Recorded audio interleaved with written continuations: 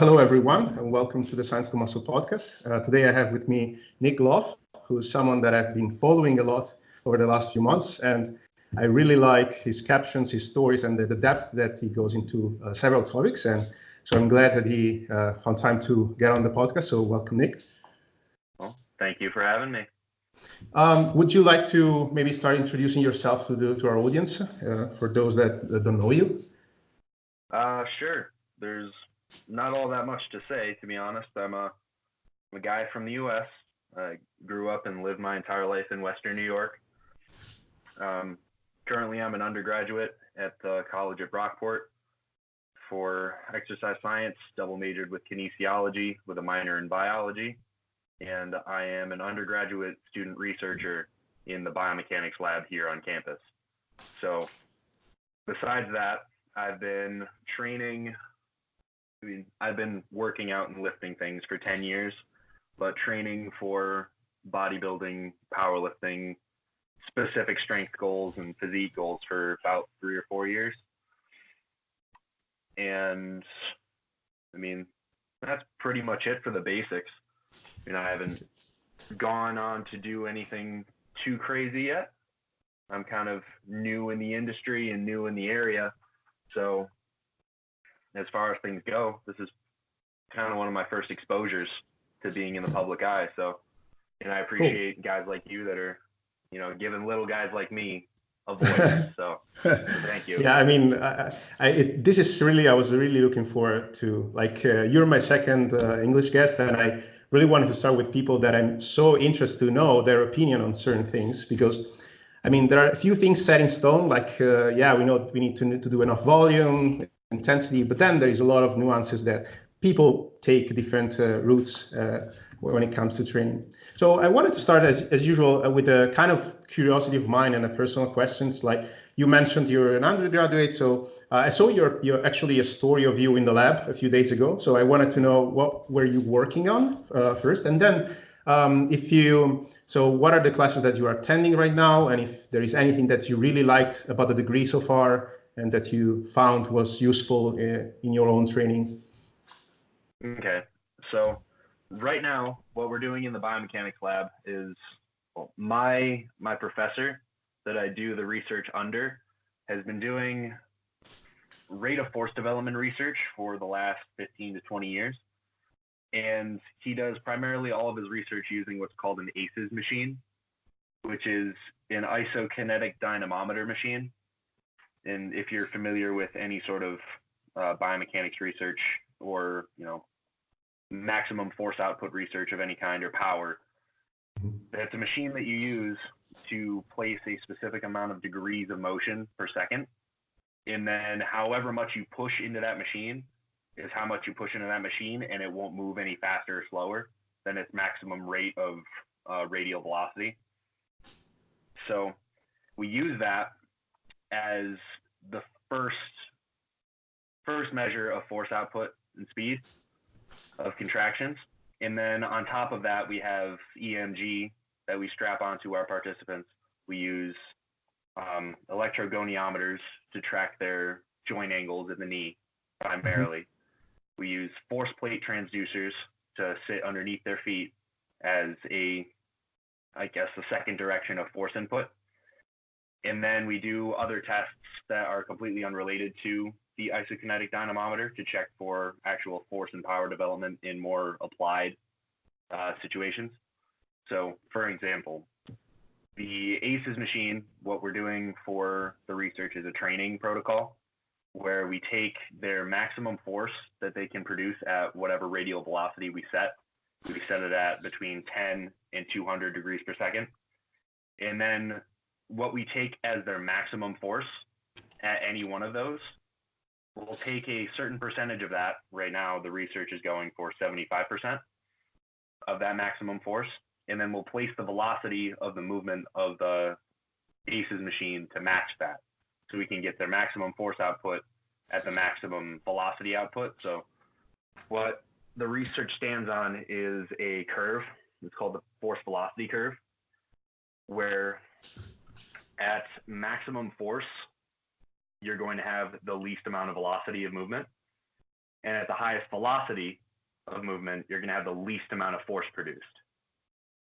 So in power-based activity, you want to have the perfect blend of both, where you're moving the fastest possible and having the most force coming out of every movement, and training at a specific percentage of that force velocity curve is trying to bring up your ability to produce force or produce velocity at either side of that curve, so you can kind of bring them towards the center, if that makes sense. Yeah. Okay. So what we're doing with the research is to try and validate his methods in using that ACEs machine and seeing that we can create the adaptations and developments in power and force output across the board in a large sample of people. So essentially we're doing a normative study to just find like a validation study to come up with normative values so we can validate all the research that he's done this far. So, I mean, right now it's looking pretty good. We've had a couple of years of people coming in and out. We pretty much just take everybody that's in the local kinesiology, biomechanics, and pretty much everybody in the physical sciences department gets the opportunity to come and be a research participant if they like. So we've had hundreds of people come in, and we've got so much data in the computers that it's daunting to go through. So everything's looking pretty good, though, apparently, according to what he says. So I'd hope that in the next year or so that we meaning me, I have something that I can specifically present on that I found a trend in the study somewhere. That would be really cool. Yeah. My piece in the whole thing is just, I am a small portion of the whole big study that he's been running for years on end. So I'm kind of walking in and I'm looking for my own trend and my own variables to look at, because the amount of data points that we have collected through the ACEs alone, we get a couple thousand data points per degree per second. So all of those numbers get compiled into an Excel file that has its own macros in it that does calculations for us. And then from there, we have to take all those numbers that we've gotten and then find the trends ourselves in what we're trying to see. So, and of course there's that plus the force transducers that we get the force and the velocity at which the force is created, and then the EMGs to try and see whether or not there's actually a direct correlation between EMG activity and actual force output. So not just the ability to create force, bar none, just 0 or 100, whether or not EMG means that you get something out of a muscle, but also the degree at which we get out of the muscle with that EMG amplitude. So that's a lot of things all at once. But I mean, I'll let you go because it's so fascinating. It's really cool. Like I did some data analysis in my master degree. So whenever someone speaks about data, I'm really, really interested in. And I know how painful it is to work with all that data and find patterns and validate things. So I can imagine. So something that you mentioned is the EMG. And I know that there is, there are people that say, okay, yeah, this movement, there is a high activity within that degree, high EMG activity.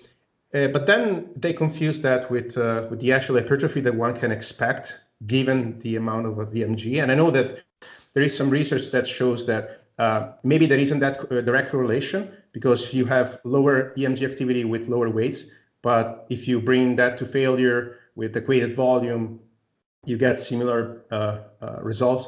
Can you explain maybe why is that so and why people confuse EMG with actual stimulus?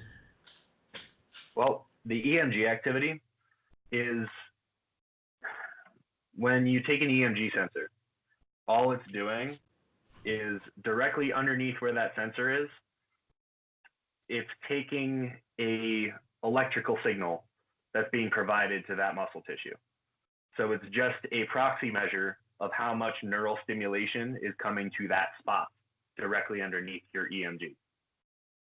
So for somebody to think that your EMG stimulation is going to be equivalent to the effect of hypertrophy is just, that logical equivalent would be to say that nervous stimulation would be the exact equivalent and the only thing that matters in whether or not you grow tissue.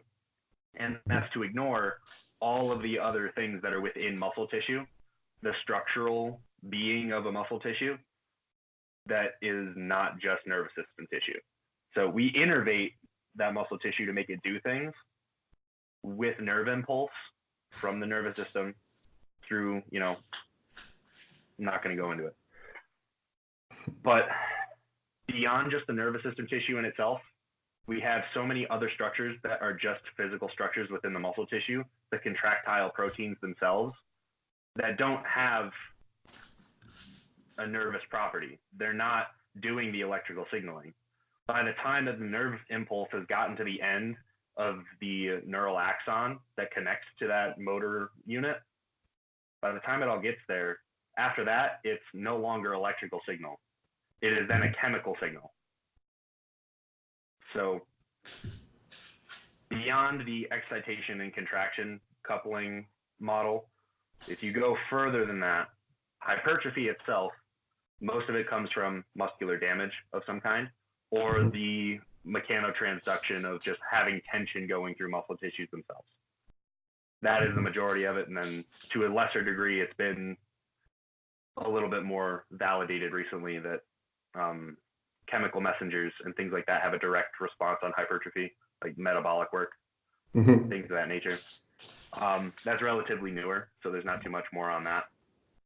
But the primary way that we get growth is through the mechanotransduction and the breaking down of muscle tissue itself and then the repair. That has nothing to do with the nervous impulse that goes through it. So if you were to take a muscle tissue and then damage it and then repair it, it may not have anything to do with nervous system impulse there. So you could have, with the lower weights, you're going to have less EMG activity because it takes a whole lot less total muscle fiber contraction and less amplitude of that contraction for you to be able to move that load, but you're still going to be damaging it. That damage doesn't happen to the nerve fiber. And the damage isn't actually proportional to what the nervous system is taking in. That's why we see the hypertrophy is pretty similar between those two rep ranges. Or at least that would be my way of going about things. I've read something about studies where they actually passively stretch a muscle and that creates damage and that produces some hypertrophy. And I don't know if in those studies they actually measured EMG activity. And so like maybe a low EMG activity, but again, with the damage that you create, there is a hypertrophy response.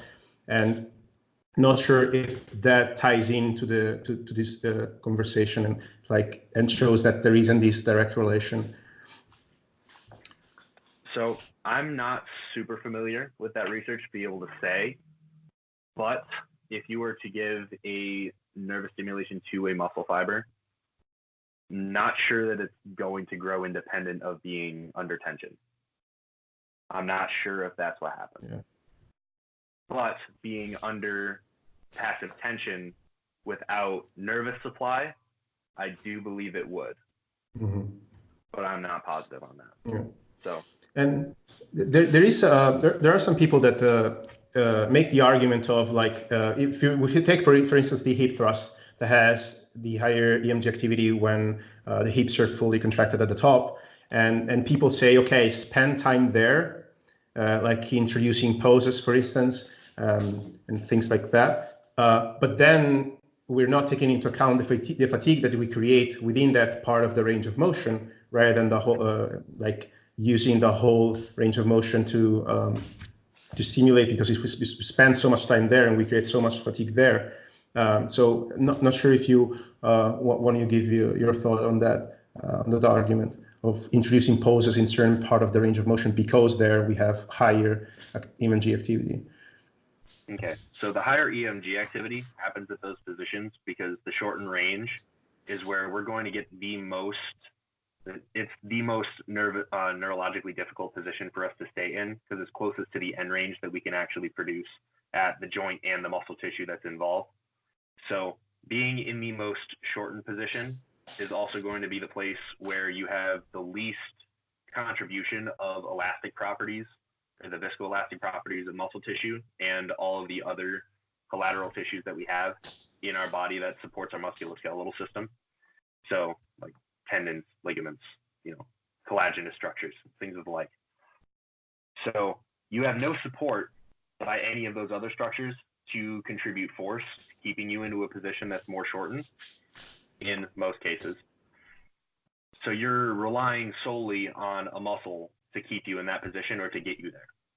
That would be the reason why it's the hardest position to get into. And it's kind of, I like to think of it as your nervous system has a little bit of a gatekeeper response, where it doesn't want you to go into those really dangerous positions. It wants to keep everything in just about the mid-range of all of your tissues. So the mid-range length for every tissue is going to be the strongest portion of the tissue. So between about 80 and 120% of its normal passive length tension is going to be its strongest point. You start taking it further into the shortened range, further into the lengthened range, it starts getting increasingly more weak, because the internal mechanics of the muscle fibers would just dictate so. If you have the muscle fibers that are at their normal passive tension here, this would be like myosin and actin heads. So you're here, this is your strongest position. You can come inwards in a contraction easily, and you can fall a little bit out into a lengthened position, and you're still going to be integral fibers. At any more than that, and you're out here, this is your more lengthened position, and you're very weak. You don't have the mechanical ability to really pull in together very easily. It takes a whole lot more to get that done. If you're in here already, and the muscle fibers have already contracted all the way into each other, you don't have any more room really to contract them any further to create any movement. And it becomes increasingly harder as you come to these endpoints where you're all the way contracted or all the way pulled apart. It becomes increasingly harder as the degrees become closer for you to get into those positions, because there's the gatekeeper responses, I would like to say, where your nervous system can sense that you're in a more dangerous position, and it's harder to get there for that reason. It doesn't want to be there, so it takes more out of you for you to shut off that response and get yourself there and be comfortable.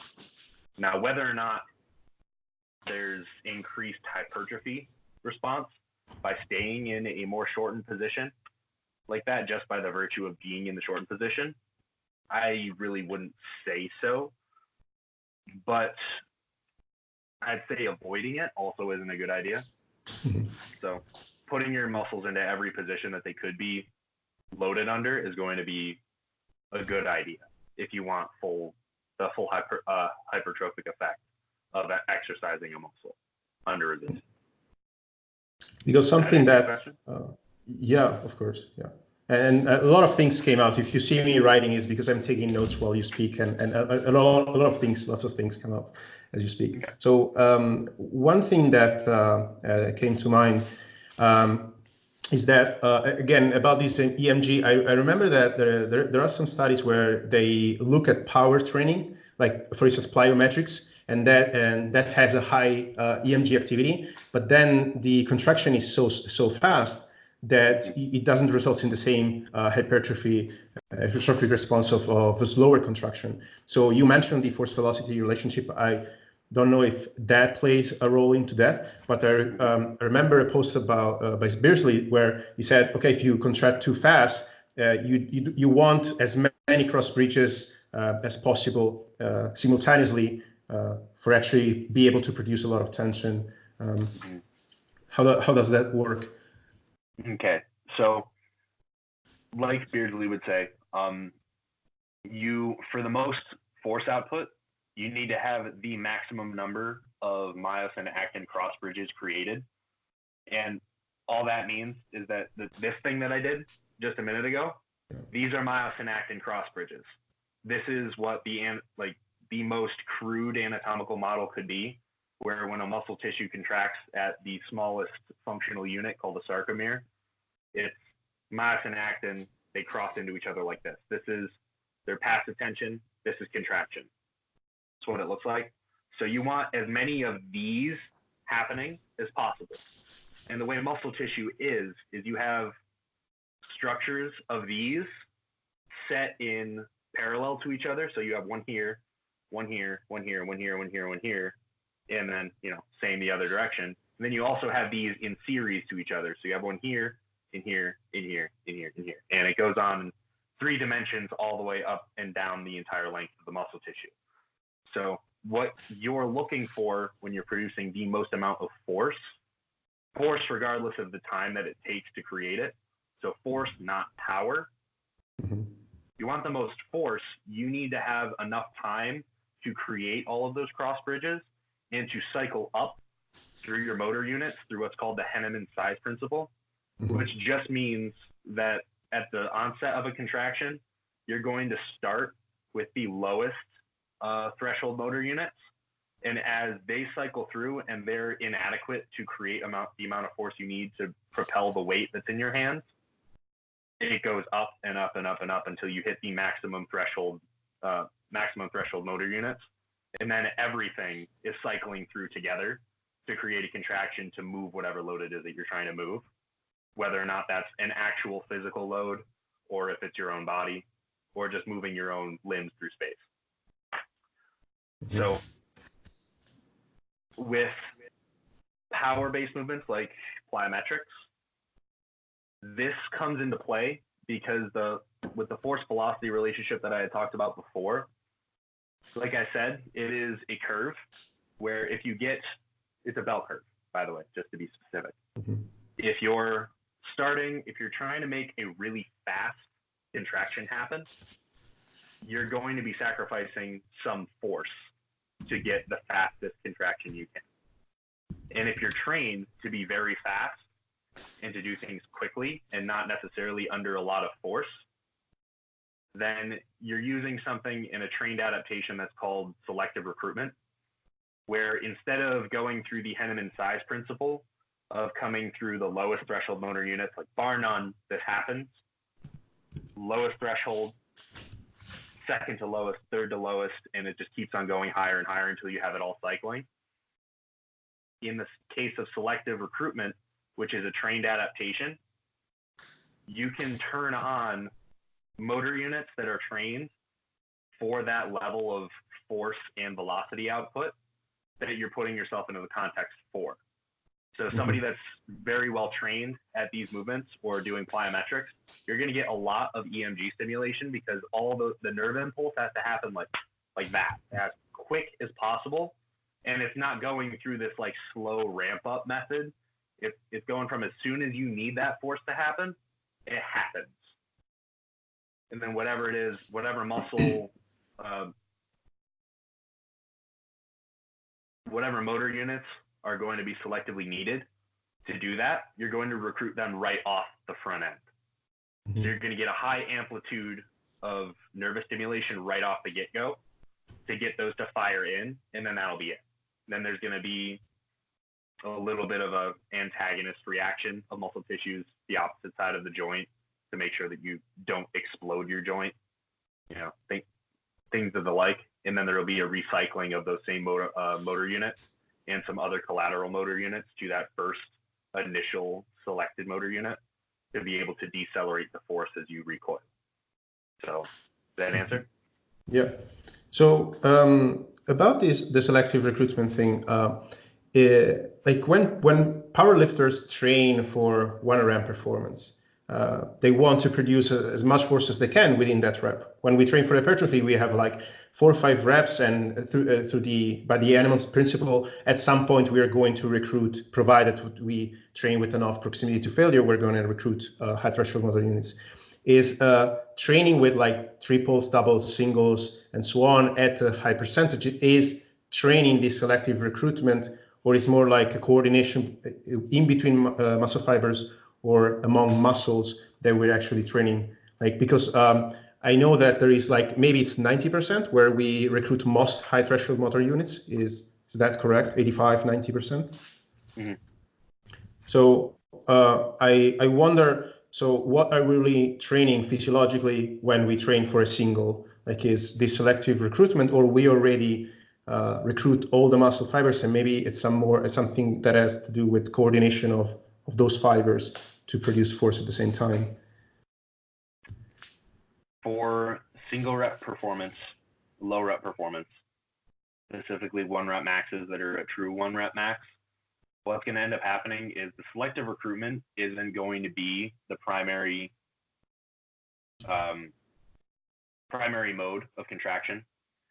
So because it stands to reason that most true 1 rep max performances happen very, very slowly, you're not going to be on the side of the force velocity curve that would require you to be selectively recruiting any muscle tissue or motor unit to start contracting before any other.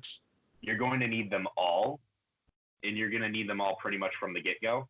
So that henneman size principle, where things are ramping up, it's not a very slow process necessarily in the reference of time that we can actually perceive. It's not a slow process. So by the onset of a concentric contraction to get that 1 rep max up, you're going to cycle through all the way to the top of your highest threshold motor units very quickly. And that would also be why if you were to watch a true 1 rep max performance, which not all 1 rep maxes that are performed are true 1 rep maxes. Do I have to make that distinction? Well, because I think it has to do with attempting. So one maybe attempts to 1 rep max, and maybe could have done better.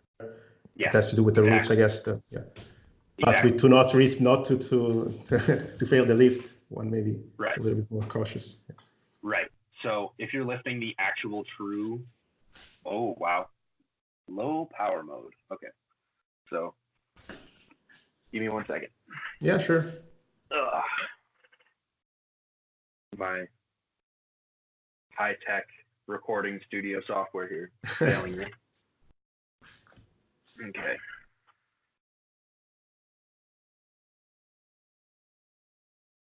All right. I think we should be good now. Okay. So where was I at? A true 1 rep max is going to happen so slowly, and it's going to decelerate as you go further and further through a rep, because you are cycling through all of those high threshold and low threshold motor units as they're needed. And as they get used and fatigued through producing the amount of force that they have to recycle through each other. So you're not going to get 100% of all the muscle fibers within a muscle tissue to contract all at once. That's not how that works. It's within motor units, you're going to have, like, the way that this is typically shown is graphically, which makes it easier. But to explain, every muscle tissue is a cylinder. And within that cylinder, you have a lot of cylinders. So it's like having a handful of straws that you then just rubber banded together. Mm-hmm. And then you put that giant thing of straws within a sock or something. That would be a muscle tissue. Okay. So all the straws that are in there, those are the fascicles, which are just bundles of muscle fibers. And within those are more selectively divided. And within each of those, the motor units and the nerve impulses will connect to those fascicles in different patterns. And it's done in a way ingeniously by our body, where we have motor units that are going to contract in concert with each other at certain specific points in three-dimensional space of that muscle tissue to provide for a relatively even dispersion of force production across that entire muscle tissue that acts on the tendon that pulls the joint in whichever direction you're trying to pull it in. Right. So being that is the case, you can almost imagine if you were to fire off like a Gatling gun or something like that. For anybody that doesn't know, it's like, or a machine gun even, like with a rounded barrel clip where it just cycles through like this. Yeah. That would be an easy way for you to think about how this works. As you're firing the muscle tissue to do this, it's firing through all those motor units like this, trying to get that even force transduction all the way through into the tendon to move your joints, to get the weight to move. But it doesn't all happen. Like, it's not like you're pushing it all through at once. It's happening in cycle.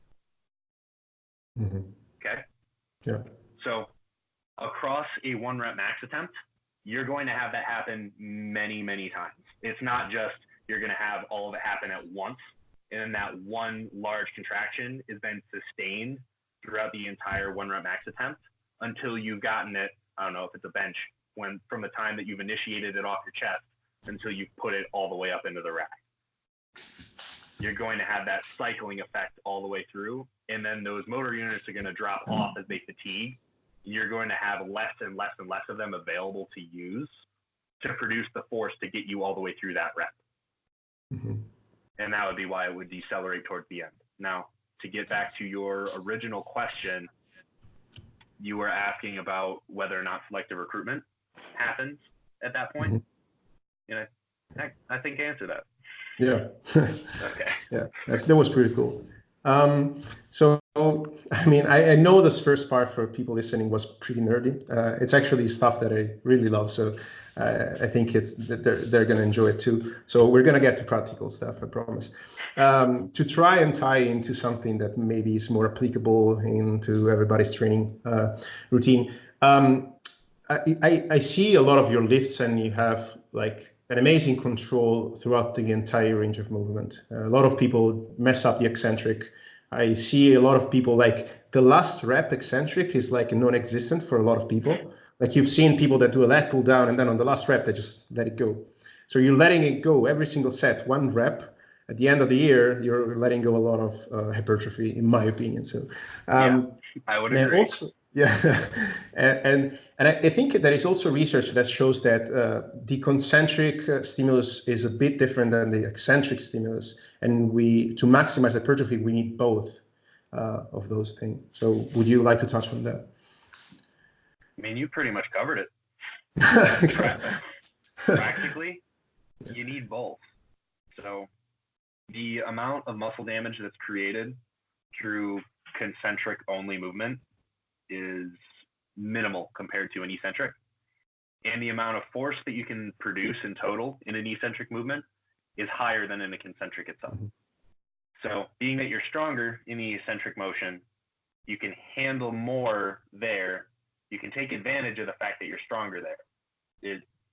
My reasoning for controlling the eccentric is, one, if you're only doing the concentric of every lift, of every rep, you're doing literally half of the work. And that's not even just like an opinion here. You could say in the world of physics, work is force times distance. Mm-hmm. So if you're doing only 1/2, so you're moving that same force through that same distance, but you're doing it literally half the times because you're only pulling it through the range of motion once and then letting it drop through the other half. It's half the work. You literally did half the work. So what are you even wasting your time for? I mean, honestly, if you're spending the time, if it's a 1-minute set, 2-minute set, and you've only done actual contractions for 20 seconds, why are you even in the gym? Like, yeah, honestly, it's just not even doing you much at that point, unless you're going specifically for strength. Yeah. Then that's a different argument. But for hypertrophy's sake, if you're only doing half the work and you don't care about doing the other half, you're going to be left behind. Yeah. I think for strength, maybe the fact that the eccentric is maybe more damaging than the concentric might be sort of a fatigue management strategy throughout the week to not have as much damage from the same amount of volume, maybe. Could be. I think this stuff in the gym, it comes a lot down to ego, because I see a lot of people that, like deadlift is the best example for that. People put up a lot of plates, go up, then let it down, let it drop down. And they confuse powerlifting, where you are evaluated by the amount of lift that you lift off the floor, and not the amount of stimulus that you provide and the work that your muscle do. And they don't seem to treat other movements the same. Like, do you let your lat pull down go every single rep? No, right? So why do that with the deadlift? And so about the deadlift, I wanted to ask your opinion about, because I know you don't use a belt, right? A lifting belt. Is that correct? I don't either. And I stopped doing it. And the moment I did, I started feeling part of the back that I didn't before. And I'm aware of the research that says similar, probably similar EMG activity, but what are your thoughts on not using a belt for developing the lower back maybe, or the back in general? Well, as far as the research does go, I would agree with you that they don't really find that there's a significant difference between the development of people that use a belt and don't use a belt. And if anything, they have typically found that you get more development out of somebody that uses a belt. Not sure how much credence I'd like to put into that, to be honest, because of just anecdotally what you can see in people that don't train using belts. So the point of a belt, to start with, is it's just a cueing mechanism more than anything, so that you can build more intra-abdominal pressure into a physical bounding force that pretty much stands in the way and stands in for the actual musculature of your lower back, your core, your abdomen, and all the intra-abdominal muscles that are there to create intra-abdominal pressure. Because we do have muscles that are literally made to do what a belt does, but it's harder to feel and to teach that actual sensation of creating intra-abdominal pressure without having a physical bounding force to press into. So it's helpful, at least for teaching, I would say. And then once you actually know how to use that skill, having something to press into does give you a little bit more stability at the lower back, where the only thing that's really helping your lower spine to hold together is muscular force from the front of you, especially when you're in a bent over position. So your lower back, even though all those muscle tissues and muscles around your hips are helping to support the lower back musculature, they're resisting you from curling forward, but they can only do so much because mechanically they're at such a huge disadvantage to be able to provide enough force for you to stay upright when you have a force. Like if this is your torso, like this is your head up here, my fingers are. If that's your torso, and then at the bottom of my hand is your lower back, and the force is over here in your hands for a deadlift, that is a really large horizontal distance. You have to create a phenomenal amount of force from those lower back muscles to hold into that position and not change while the degree of motion is changing at your torso angle, and it becomes more and more extreme as you get more flattened. So to be able to do that is extremely hard for your lower back musculature. The only thing that is really helping you to hold that all together is pressure from the front to hold your spine up from the front, rather than just trying to like hold it up from the back as if you're like holding onto a fishing pole and you have a really big fish on the line, and then it starts pulling on you and you're really just trying to resist it up this way. That's what you're doing with your lower back if you were only relying on your lower back to hold a load. So it makes sense when people that don't know how to create intra-abdominal pressure would say that it helps your lower back to wear a belt, because now they have something that's physically in front of them that doesn't allow them to curl forward as far. So it makes it easier for you to protect your back from going into extreme amounts of flexion under load. But considering that it takes a tremendous amount of force for you to stay in that position, and if you have the ability and you have the knowledge and the wherewithal to create a sufficient abdominal brace with your own muscle tissue, one, I don't believe that, I mean, it's a common misconception, and I don't really think it's founded even, that doing training without a belt is going to blow up your stomach and start growing muscle tissue in your midsection that you can't pull back in, because it's not blowing out any muscle tissue. You're not adding 5-6 inches of thickness of muscle tissue to your midsection by training without a belt. It's not happening. Think for just a second practically. Using any other tool and any other method for any other muscle to be trained, any of them, do you really expect that you're going to get 5 or 6 inches of muscle growth, like depth of actual muscle tissue added at like the magnitude of inches from training with any specific implement? No. So why is it expected that you would do that and blow out your stomach by not training with a belt and adding that much physical tissue to your midsection that you can't ever rein back in. I don't believe that's going to happen. So, I mean, I'm going into a deep rabbit hole here, but I have a lot of opinions about belts. I mean, obviously, I don't use a belt at all. So, yeah. For these reasons, because one, I have an ego above anything else, and I don't like the idea of having my abilities being placed into another piece of equipment. Where I would like to feel if I can grab this bar and I can pull it off the floor, then I did that. I don't want to walk into a gym somewhere and then be deadlifting and be like, oh no, I forgot my belt. Yeah. And then immediately I'm kneecapped from, the loads that I'm supposed to be using to get the stimulus I need for that day, because you're literally incapable of lifting that without a belt. Now, how helpless do you feel? It's less of a tool now, and it's more of a master. And I don't like feeling like I actually have a master in any of this. I'd rather be the one in control. So there's that portion. And I think that there's something to be said for being able to control all the muscle tissues and knowing how to use them in concert with each other to create complex movement. So being able to coordinate things like the deadlift, being that it's kind of a technical lift to do and do it properly and do it very well and excel at it, if you can learn how to do those movements and all the components of that movement very well, that has a large transfer to everything else.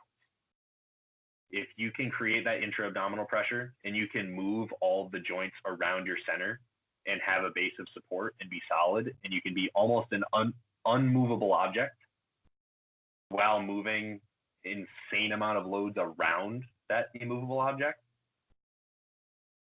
that's exactly the goal. I mean, to make myself an example, not only am I able to deadlift without a belt, but I can squat at multiple different angles, different implements used without a belt. I can do bent over rows almost parallel to the ground with very little torso movement, with pretty heavy loads without a belt. I can leg press proficiently without any lower back pain without a belt. I can do all of these things because I know and I have learned how to use those tissues, and I've not relied on something else to give me the stability that I don't know how to create. That makes a lot of sense. Yeah. And I think this movement that you mentioned, as well as the barbell RDL, it's something that like it puts you in that hip hinge position. And once you're able to like a barbell row, like 100 kilos, which I know it's nothing compared to your weights, but like when I started the barbell rowing that, they gave me confidence to go down in that position with the almost 200 RDL.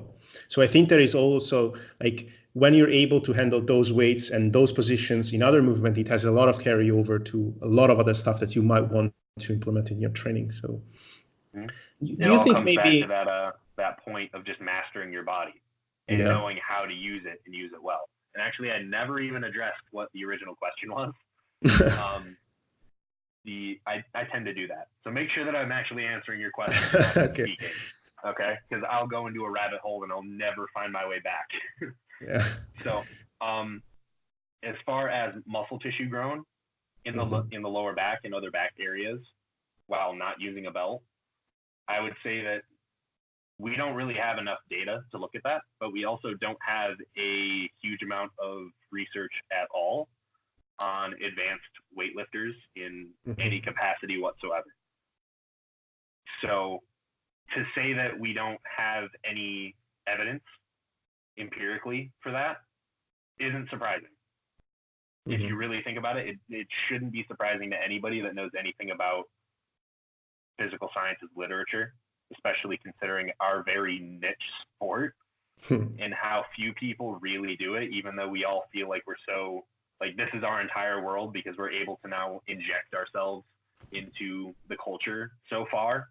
No matter where we are in the world, we can all be a part of it. And it feels like everyone that we talk to and everyone we interact with is all about it. We are such a small population of people that for us to get funding to research our own people is really hard to do. So we don't have that. Plus, we're super stubborn, and we don't want to let anybody else tell us what to do, or to even follow us around or make our schedules fit to anybody else that wants to take data on us. So like to do anything with specifically bodybuilders or powerlifters at any high level, to be able to see these sorts of things where you can actually directly measure whether or not you have marked hypertrophy differences in people that wear a belt versus don't wear a belt long term. Like you can't obviate for all of the different factors that would go into whether or not that happens, for one. And then if you were to study it, like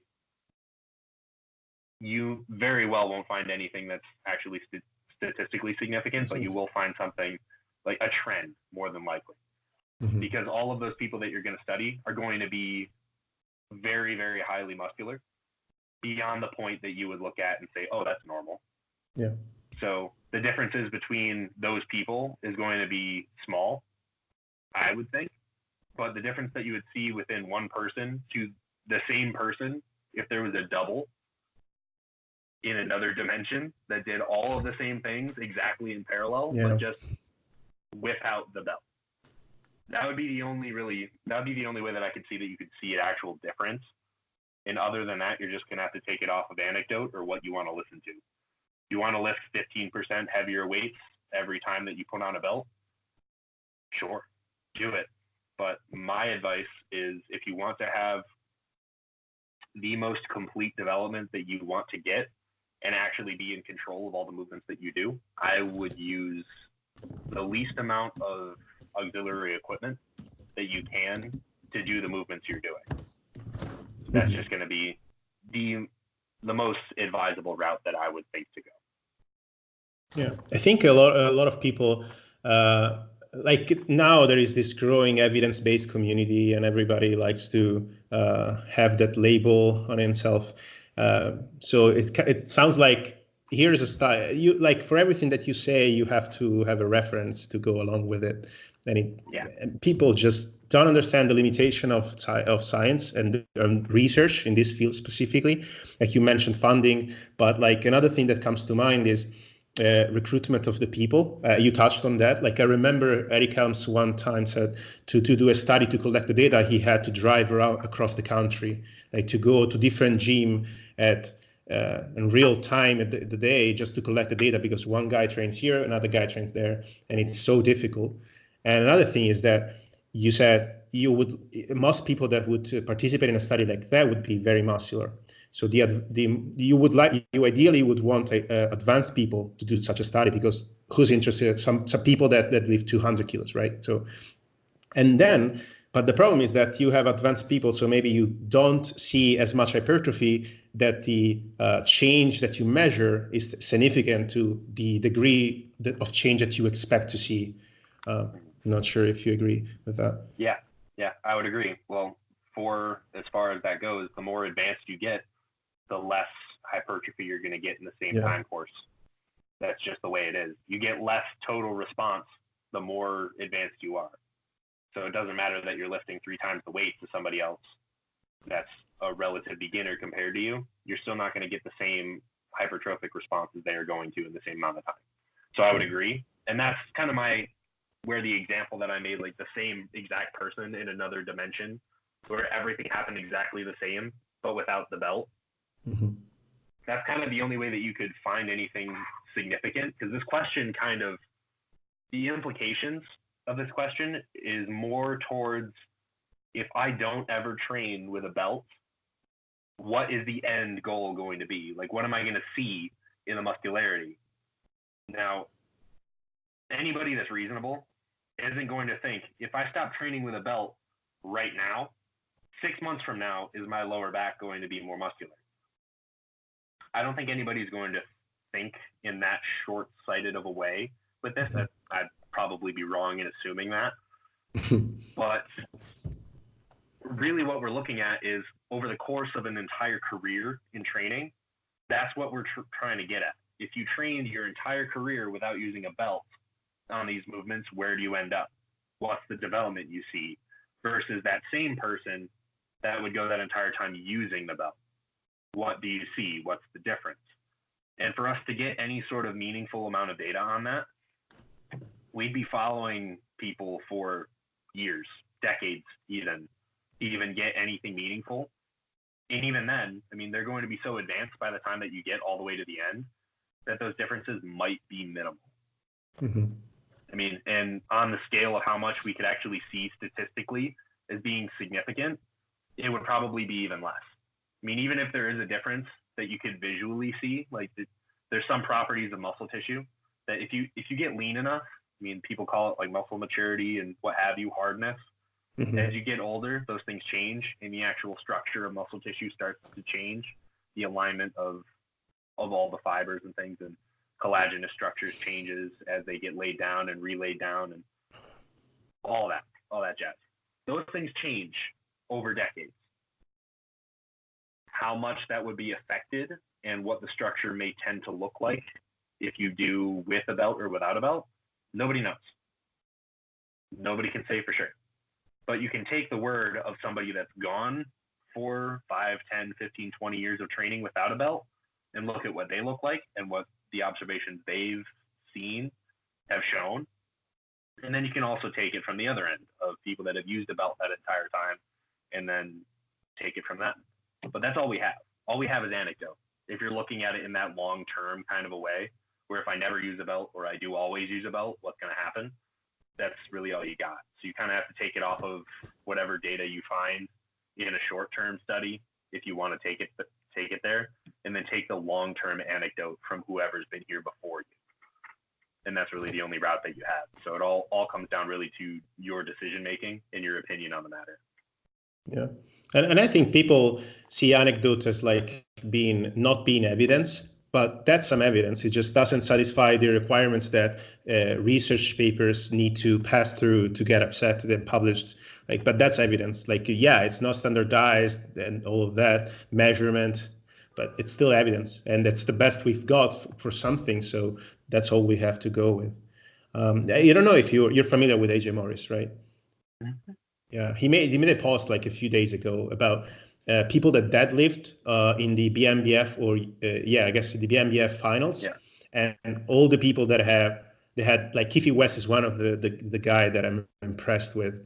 Like he deadlifts some crazy amount of weights, and he does that like at few days out of the contest, so it's amazing. And he said, okay, look at his back. Like those people deadlift a lot and for reps without a belt. That tells you something, because it's not like it's a commonality that they all share. And so that again, it's evident. I think another limit of research that maybe we can talk about is that you mentioned the time frame of studies. And that's another issue. Like you can't really run an observational study for like 3 years because just people wouldn't adhere to that most of the time, and they would just not do it. So a lot of people ask about periodization, and there are a few people that proposed a few models, like Max Chotel proposed one where you have hypertrophy phase, metabolite phase, and then a low volume resensitization phase. But we're really not going to have, I think, ever a long-term study, right, that looks at a different periodization and the results of it. Is it something that you use within your training? You think about how you want to structure several months in a row, blocks of training? So to cover periodization as a total first, there isn't a whole lot of data, like you said, that validates using periodization as a method for hypertrophy training. It kind of comes out to being shown as a wash, whether or not you use a periodized program or you just kind of stick with the same thing, presumably within, reasonable limits, reasonable failure proximities the entire way through, reasonable frequency so you can recover between, and reasonable volume and intensity for you to be able to get what's properly necessary for you to be able to progress and not too far or too far below. So if that's the model that you'd use for the consistent all the way through a year or longer period of time, and you don't periodize that, I can't imagine that you're going to see a significant amount less gain than if you were to periodize specifically in muscle tissue itself. But there's autoregulatory mechanisms that are in place in your body already that kind of autoregulate you into doing things that you don't necessarily intend to do with your training in the first place. So there's this adage that if you don't take deloads, your body will take the deload for you. Yeah. So there's that idea where Mike Isertel's work and what he proposes is very specific periodized schedules with increasing sets, increasing proximity to failure over the time course, and then planned deloads after a certain period of time.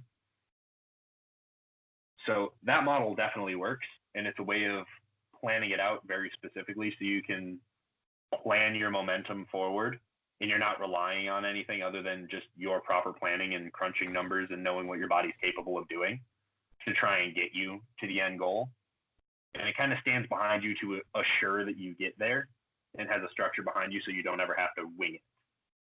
If you're doing it the other way, and you're assumed with all the caveats that I had put in place already, you're going to be most likely, if you have any intelligent autoregulation of what your training actually looks like, and you're not just going in and just smashing it, 30, 40, 50 sets of whatever it is that you're doing, single body part training, just doing 70 sets of biceps, and then doing another 30 sets of lat pull downs, and then you leave. And then you just have horrible DOMs and you can't train for another week and a half on that body part again. As long as you're not doing something like that, and you're having some form of intelligent allocation of exercises for specific rep range and intensity targets at reasonable proximities to failure, you're going to go for a period of time that is reasonable until your body tells you that it can't. And presumably, with those caveats in place, that training that you're doing is going to be at least somewhat stimulative of muscle growth because you're actually hitting the frequency, the intensity, the volume that you need, but you're going at a pace that isn't going to bury you right off the front end. And you also can't just do it indefinitely without any negative effects. So you're going to go until the point happens where you have to stop or something has to change. And then you auto-regulate that out, and then you make that change, and then things go back to normal. And then you just keep on pushing it the same relative volume total and kind of coast. Basically, if I were to use Mike Isertel's terms, you're pretty much just always staying within a couple set range of your MAV, your maximum adaptive volume, and you're just kind of cycling through the top end and the low end of that as time goes on, without having any structured or reasoned way to do it. You just kind of do it. Mm-hmm. And that MEV, MAV, MRV model works very well with those very specific and aligned targets of having certain set numbers, certain rep targets, certain proximities to failure, and you know it definitely is numbers, and you can write them all out, and you know exactly what's happening. But the same things happen whether or not you are looking to do it a lot of the time. So if you're really pushing it and you're pushing for really heavy loads and that's your goal in training that isn't planned to be periodized at all, what is likely to happen if you have any wherewithal of how your training is going, you do something really, really super heavy for like a 5 rep set, and that's your top set. You're going to try and do that again, and it's not going to work. You're not going to get a second, third, fourth set of that and then get any sort of meaningful training out of the rest of your day. If you do that, you're gonna get one exercise in, and then the rest of your day is garbage. Mm-hmm. So what ends up happening is you get that volume in, that load at that failure proximity for that exercise. That's your training day, and then the rest of it, honestly, is just worthless volume if you did it, and most likely you just won't because you'll be too shot to do it anyway. So what does that end up looking like? That ends up looking like you training with really, really heavy loads at really small failure proximities for lower volume to hit your MAV, for you to hit that maximal amount of stimulus that you needed, and for you to not go too far over or too far below because you pushed the envelope, but you didn't take it further than it needed to go.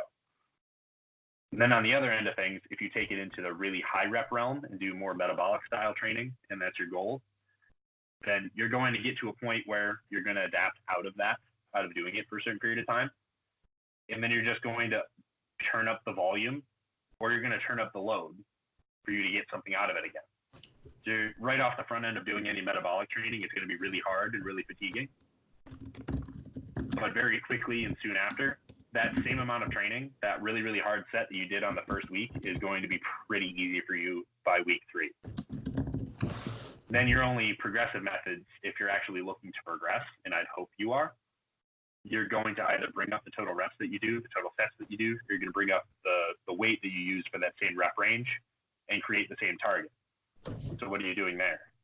I mean, just by trying to progress on something within that rep range or within the goal that you had set before, you're progressing on something that's going to keep you within that MAV that you had already set out to do.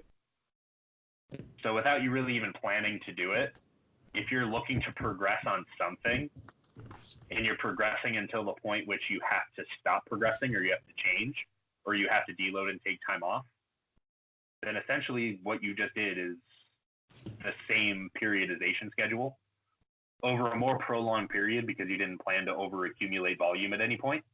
Mm-hmm. You took your time off and you restarted, and then you did the exact same paradigm again, and you look for the same exact adaptations through the same myriad of pathways, or you changed it and you moved on to something else and you went through the same cycle. Make sense? Yeah. So you talked about like taking a deload or change your set volume and stuff. How much do you think is useful to pre-plan those things upfront when because this is like when you read it on a book, it's like setting stone and say, okay, you increase the sets, you take a deload on the 8th week. But what if on the 7th week you're progressing really good? Are you really want to take a deload now that you got momentum going and you have room for progress?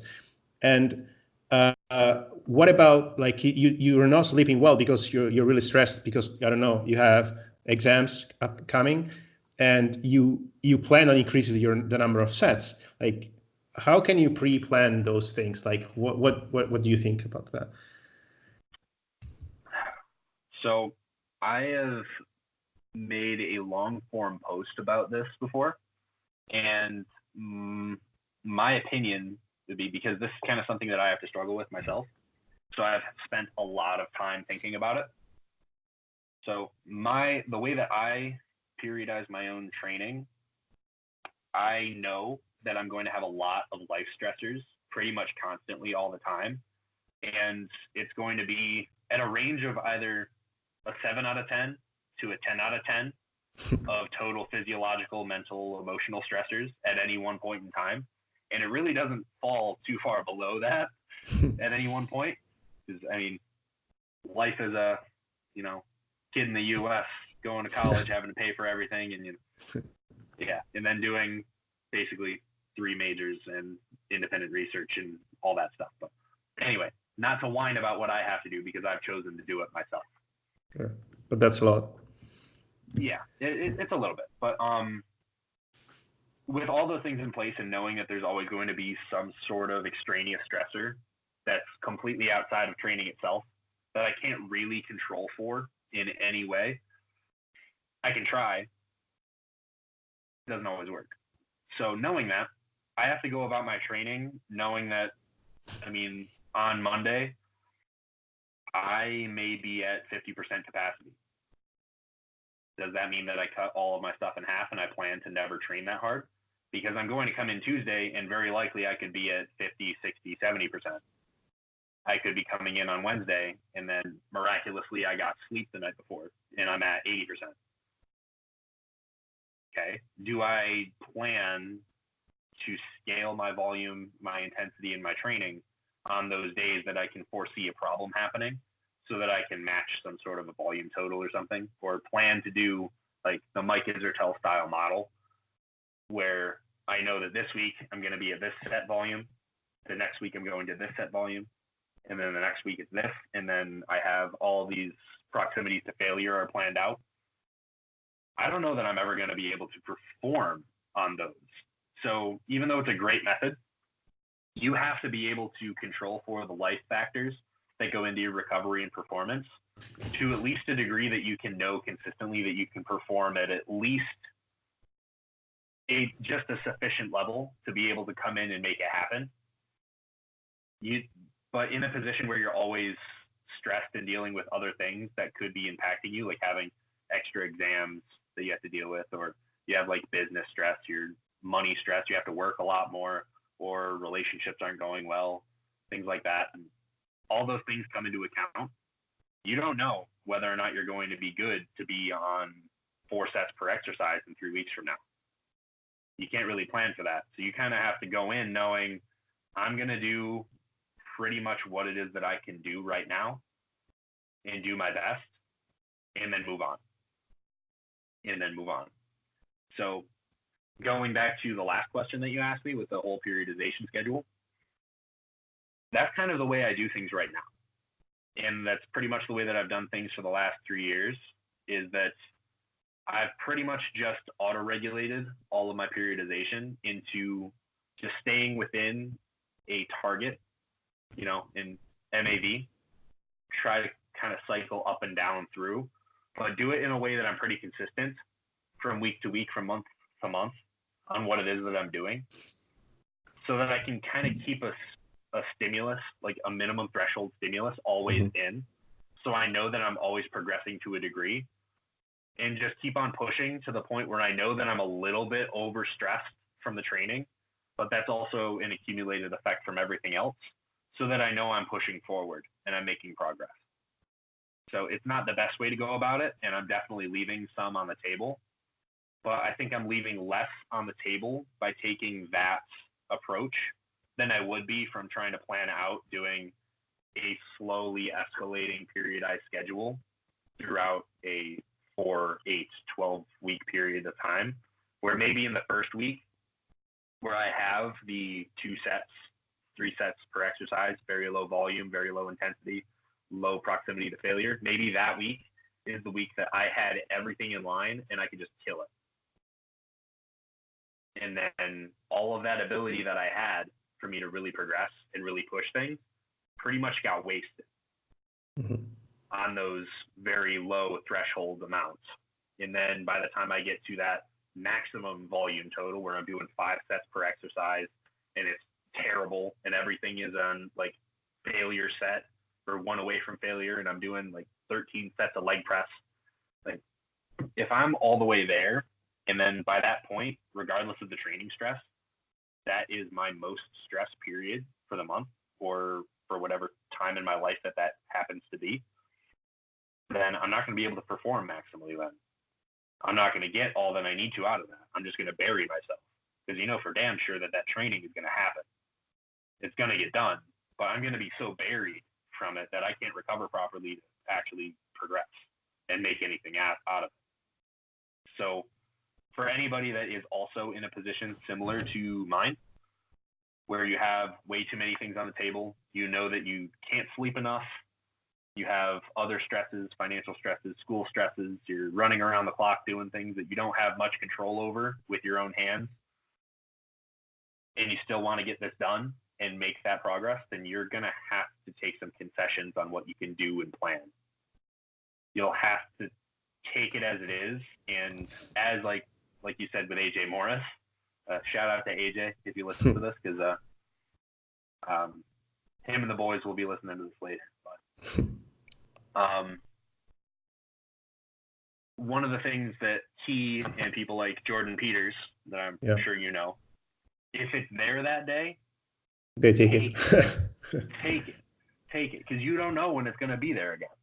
For people like them that they can regulate their days and they can nail everything perfectly, still counts. They're going to have better days and they're going to have worse days.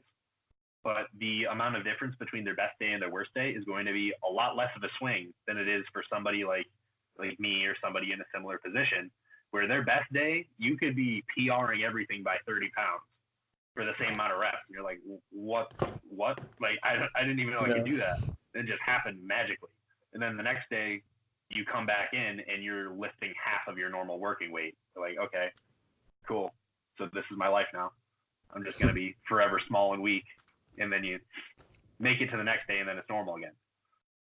When you don't know that those things are going to happen, you kind of have to take what's given to you on the day and try to not go under what you can tolerate and not go way over what you can tolerate at any one given time.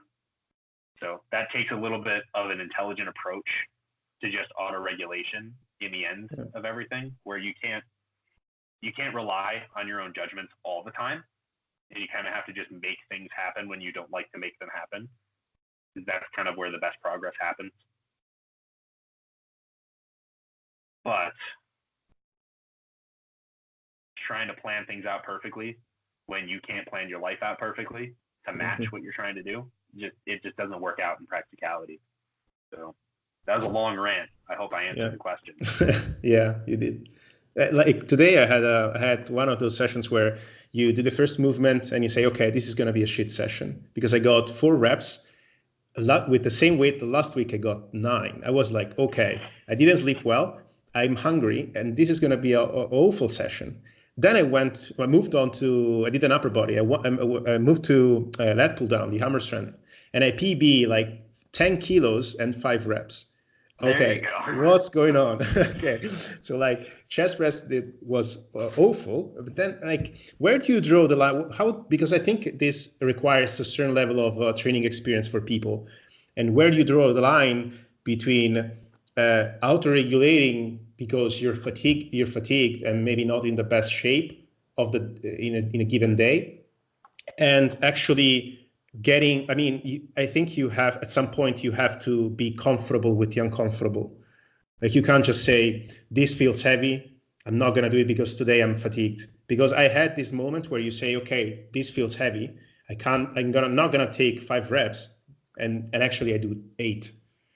So where do you think people can draw this line, and what things maybe you can look at, like your warm-up sets, move fast or move slow, or you have like some you don't feel your joints as usual, those type of things? So if it's just on the day stress that you're feeling, and it's on the day fatigue that wasn't accumulating before, and it's just like a fluke day, if you're really feeling things aren't right, like something that I like to think of is, if you listen to music when you train, did you walk into the gym and you hated having music in your ears and you didn't want to hear it? And then when you took out your music and you heard the music that was going on in the gym, did you hate that even more? And did it bother you? That's one thing. Because if you can't even get into like a groove of listening to something or just having energy about you, that's a bad sign that your fatigue is going to be a little bit too high, and you're going to have a struggle session. You're just going to have to focus and put your head down and get something done and try to salvage what you can. But then if that continues for multiple days, then it's probably time for you to take a step back. And one, physically, your fatigue is probably a little bit too high. I mean, there's other factors that I'm going to go through to qualify that statement more than just listening to music and whether or not you like it, because that's not exactly the best thing to go from. But taking some time after you realize some of these variables are starting to pop up for you, and it's been more than a single day that it happened, then even if it's not a physiological thing where you just pushed your muscle tissues too far or your nervous system or whatever it is that you can attribute this downregulation of ability to, if it's multiple days, then you need to step back, whether or not it's physical or mental.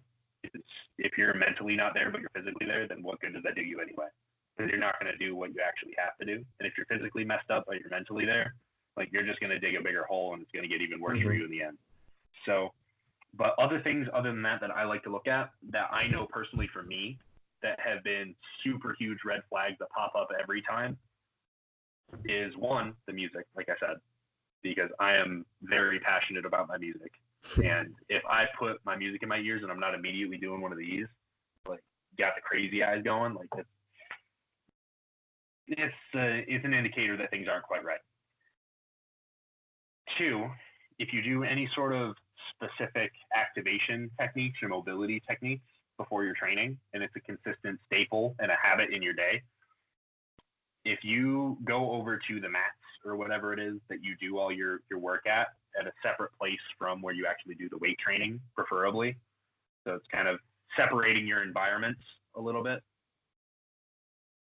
That's a mindset thing that I can talk about after this if you'd like.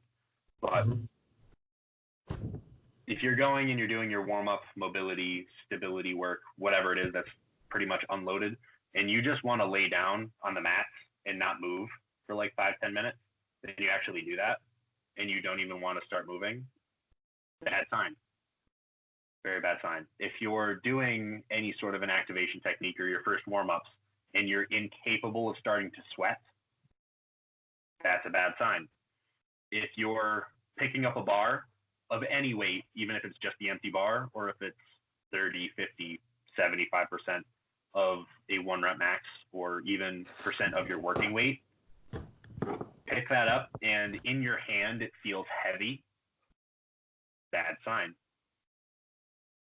If you're doing any sort of a heavy compound movement and you try to get yourself into a setup position and things don't feel snappy on you, like getting down into, I don't know, like a deadlift, and you have to really think about all the steps about how you set up, like your stance width.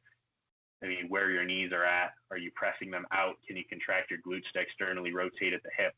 Are you gripping with the inside of your hand, the outside of your hand? Are your knuckles pointed straight down at the ground? Are you over gripping with your thumb properly? Are you pulling it into you good? Are you actually breaking the tension on the floor on all of your reps? Or are you just starting to pull it? Are your hips shooting back? All of these little details, if you have to think and do an entire checklist of everything, and it's usually like an instant movement, and you can just put the bar on the ground and go, bad sign. If you're going through and your rest periods are markedly longer for your warm-ups or anything after that point, bad sign. So I can keep on going through these things because they're just things that you kind of pick up about yourself more than anything. But basically it comes down to your overall readiness to work is what I would call it. If your readiness to do something, I mean, physiologically or mentally, isn't there. So physiologically is like all those things that I just listed, like the grip strength not being there at all, or you're unable to sweat, or your breathing itself is uncoupled from the work that you're doing. So usually when you're a trained individual, you have a pattern of breathing that goes in with the actual exercises and the positions that you're in. Do you realize that you're at the bottom of a squat and you're starting to inhale when you're down there instead of actually like breathing on tempo with the way that the movement usually goes, the way that it's habitually formed for you? That's another thing that you're not quite in the right space. So your original question is how to know where to pull back, when to pull back, and what to do about it. If you're feeling any of those sorts of things at any real degree, that would be a red flag to you, where you notice something's off. If you can actually notice it's off, then you should have some sort of a technique in place that you can pull back with.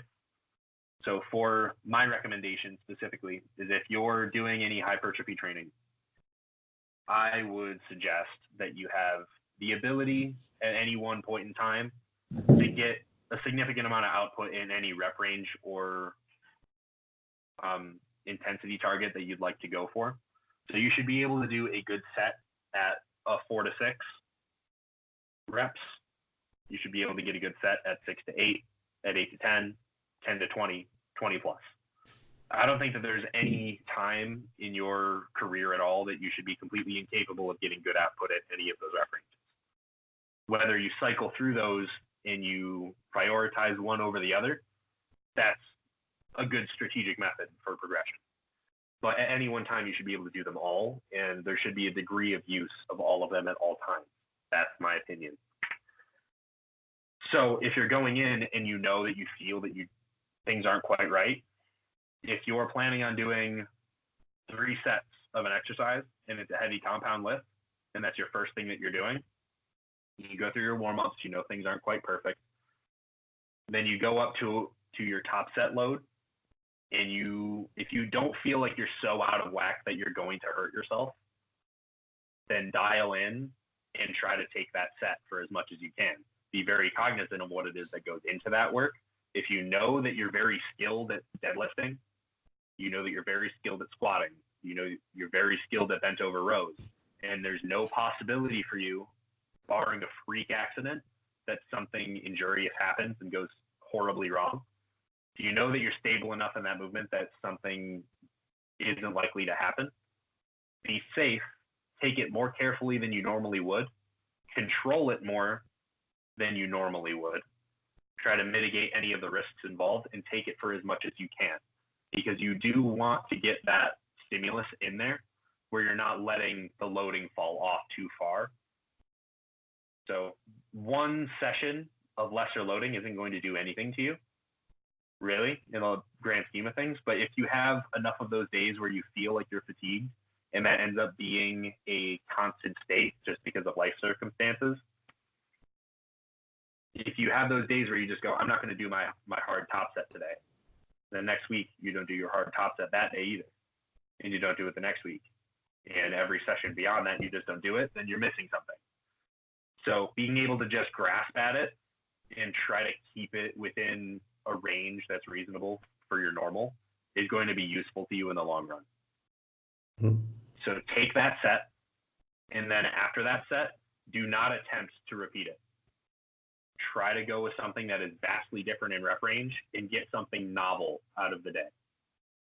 Don't go for progression of the stimulus at a higher amplitude than normal, which is our progressive overload model with within session progressive, where you would go from the load that you're doing this week and try to go a little bit higher on the same rep range next week, etc. Move on.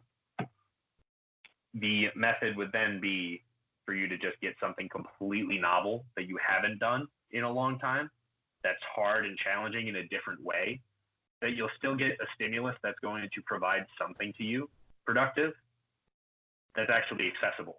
Because if you're fatigued like that, you're not going to have the capacities to go over the regular performance that you have in the past on a good day. So you might as well take it for something that you can actually get out of the day. Get something novel done instead of trying to get something superlative done. Mm-hmm. That makes sense. Yeah. And if you have, and I imagine if you have a lot of those days in a row, maybe it's time to take a deload, to take a proper deload and pull things back a little. Barring whether or not that's like just a time in your life that you know that things are going to be stressful for a long period. And then I wouldn't recommend that you keep pushing as hard as you can. Pull back still, but then rather than just a deload period, you're going to have to look into just setting a structure about your training that's going to be more facilitating of you recovering while you're in a severely depressed state of recovery capacity.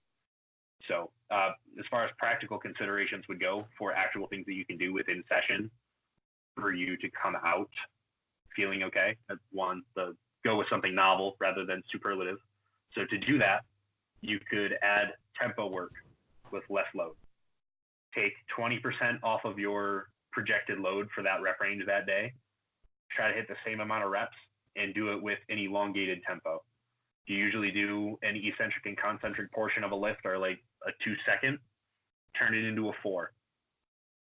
Take 20% of the 20% less of the load, take it for double the amount of time, and try to match the reps. That's going to be a much more controlled motion for you, less injurious, and you'll get something out of that. It's still within the relative intensity range that'll be useful to you to create some sort of a hypertrophy stimulus, and it'll be less likely to hurt you because of the less total loading, and it'll be less nervous system taxing because of the less total loading as well. So there would be that. There would also be, if you have a split method of doing all of your training where you have more compound movements first, and then your isolation movements second. If you know, like if you do like 2 or 3 compound movements and then you have 2, 3, or 4 isolation-based movements after that, switch them. You know that you're going to be struggling off the front end, start with the isolation movements. Get your body moving, get yourself actually into the game, get some output on those things that you can still get output on with your isolation movements. And then once you get into the compound movements, you're already going to be pretty fatigued. You're going to kneecap the amount of loads that you're going to get done. But if you switch them and now you're putting them at the end, the amount of load that you're going to move, you're still going to get a stimulus that's worthwhile out of those loads. They're not going to be a superlative load to what you've done before, but the amount of stimulus you get out of them because of the point in the session and how much fatigue you've accumulated in session before that point, you're going to get something out of those sets, and you're going to be in less danger. You could also just cut the amount of total volume that you do by, I don't know, depending on how much that you're actually doing at the time, by half, a third, or 2/3. Whichever you feel you need to do at the time, depending on, I mean, that's more of an experience thing, whether or not you need to and how much to do so. But those are all methods and options for you to use. And I would suggest probably going down one of those routes before you just decided to pack it in for the day and leave. Yeah, I think especially placing isolation first in the session, pre-fatiguing the muscle, creating peripheral fatigue so that we are not able, even if we want to create as much systemic fatigue with the compounds that we might in another session. That's a really good thing of limiting our ability to do bad things within that session. Mm-hmm. Because one of the main issues that we don't leave the ego at the door. So if we need to lift 100 and we're feeling like we can get the 80, we're gonna lift 100. And that's a way to say, okay, I can't lift 100 because I just did maybe a leg extension because of squat, so I'm pre-fatigue. And that's a way to limit our ability to maybe injure ourselves, because I think those sessions are also the one that have a higher exposure to potential injury when we aren't feeling as right. So we went for a while. I don't know if you have time for more. Sure. Okay. Sure. So I took some note, like something that is more, I mean, this is a little bit for myself, because you, I think in a story like a few days ago, you mentioned that you have been skipping your mobility training a little bit. Is that correct? Yeah. So I have an issue, especially with the leg press. Like I'm not too tall, but I'm 184 centimeters, so not really short, but not really.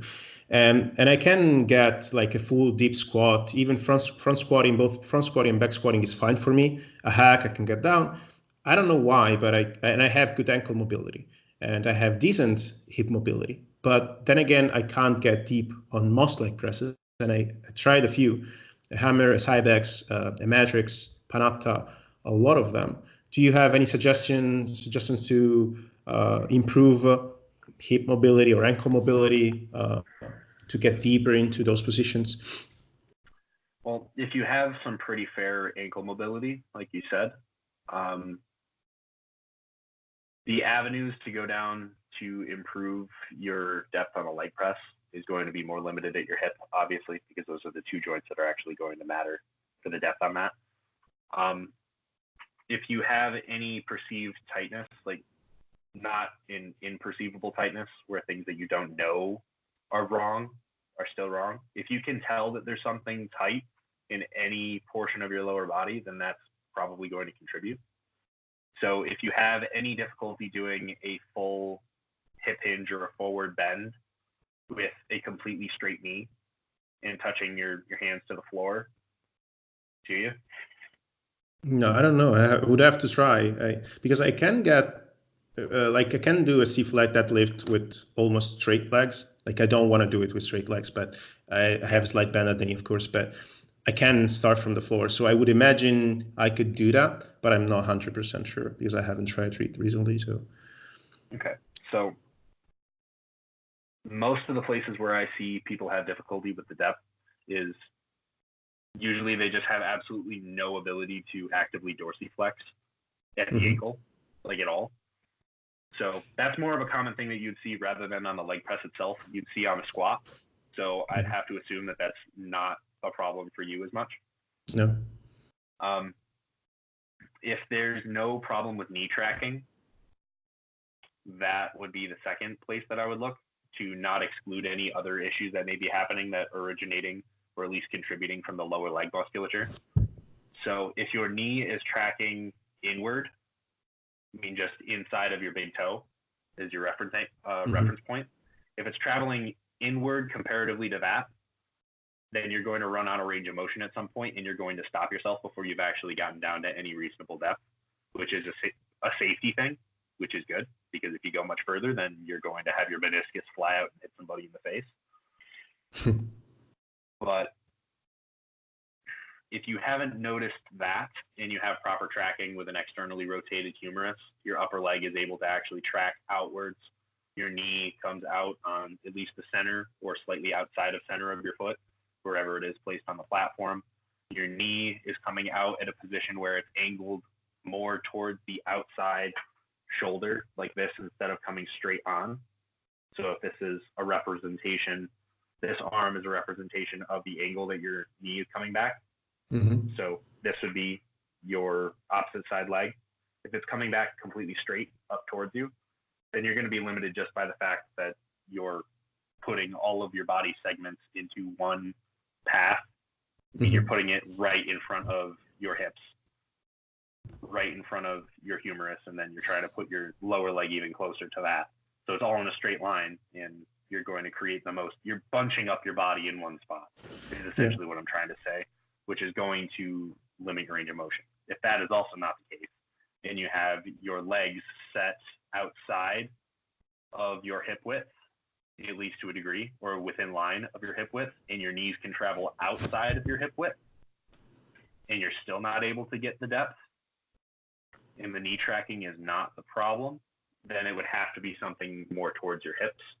And predominantly, what I tend to find is there's hamstring tightness that happens, because that's a very common place for people to have just resting tightness, because it's a muscle that we don't tend to use properly, and we kind of rely on other muscles to stand and to walk, and we don't really have very refined gait cycle patterns anymore, which kind of inhibits our ability to utilize the posterior hip muscles very well. That's a different topic to talk about another time.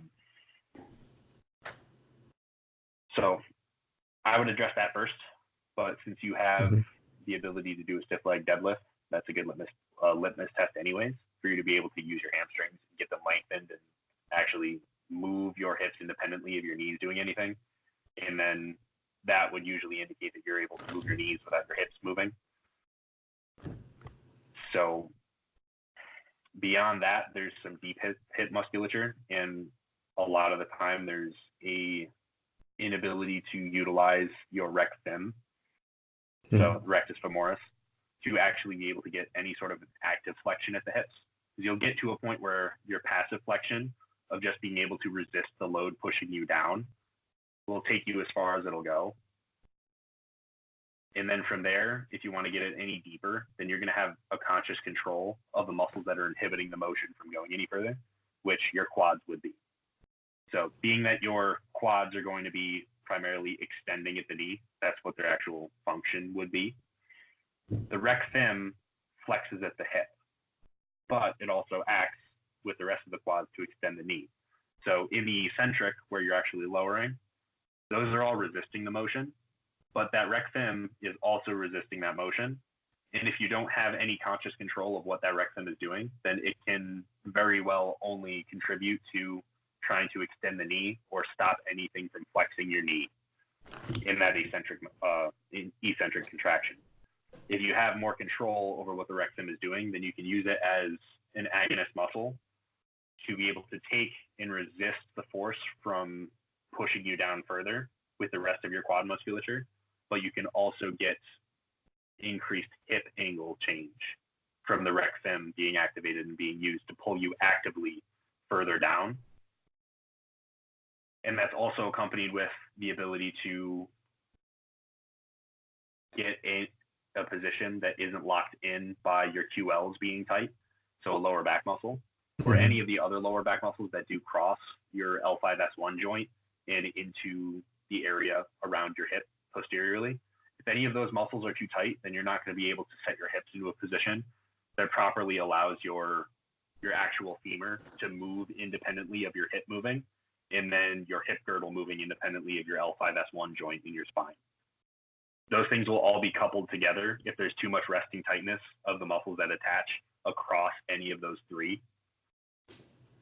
So if you're coming down into that eccentric portion of a leg press and you have a muscle that's tight, like your QLs, both sides are tight in your lower back, then that's going to cross, and then very likely you're going to have an antagonist muscle that is also tight on the other side, or even further down the chain. And then when you start to come down to any reasonable amount of depth in that eccentric on that leg press, then the only way that you can continue to get motion, and I'm sure that you're regulating for this, is your lower back has to curl up for your knees to come closer to your chest, because you can't dissociate the movement of your femur to the movement of your hip itself and your L5S1 joint in your lower back, and then all the way up the spine. You can't dissociate that if those muscle tissues are too tight for you to be able to actually move the other ones independently of each other. If those structures are being taught together too far and you don't have the conscious control, then those things will have to do what they have to do to keep you integral. And that will be the way that it happens. So it'll limit your range of motion that way. So if you have any resting tightness there, that'd be potentially another avenue to look down. So if you have, to check for specifically any QL, if you have any issues doing a lateral flexion or lateral rotation in either side independently, then you very likely have something going on with a QL, because that's their action. So as far as their action together, they work to extend the spine, and they work functionally at both of their endpoints of their insertion and origin to pull those 2 points together, because that's what muscle tissues do. But when they work independently of one another, they pull on one side of the body, essentially, is where I'm getting at. So if you have any tightness that's excessive, you're going to be restricted in your rotation ability and your flexion extension ability by those muscle tissues. And that muscle tissue is going to have a collateral effect on its antagonist, its functional antagonist for whatever motion that you're trying to go through. So being that may be the case, I don't know if that is the case for you or not, but that would be potentially the most likely scenarios that I would go through that would limit somebody's range of motion. Otherwise, there's the usual, the glute medius, glute minimus, being able to actually externally rotate the femur, but I kind of obviated that one out because I expect people to suck at that. So as long as that one is taken care of, then most of the other things kind of take care of themselves usually, because the problems present themselves very similarly to another. And if you have the mobility to be able to externally rotate at the upper leg, then oftentimes then you can cover the other inadequacies in your mobility and stability at all the other joints surrounding. So, do you think QL tightness can play a major role when it comes to unilateral movements like lunges, where you have asymmetry in your hips? You have one that is flexed and the other side that is extended, like in a Bulgarian split squat. Because I see some people that they go down and at some point you see kind of a lateral shift at the hip, like that they ran out of range of motion and then trying to go down. I don't know exactly why is the reason. It might be that they run out of hip flexion on the side, or they have a tight rectus femoris. I don't know, but maybe do you think that this tightness in the lower back can play a role in that too? Maybe more than when it's bilaterally? Yeah, it can play a role.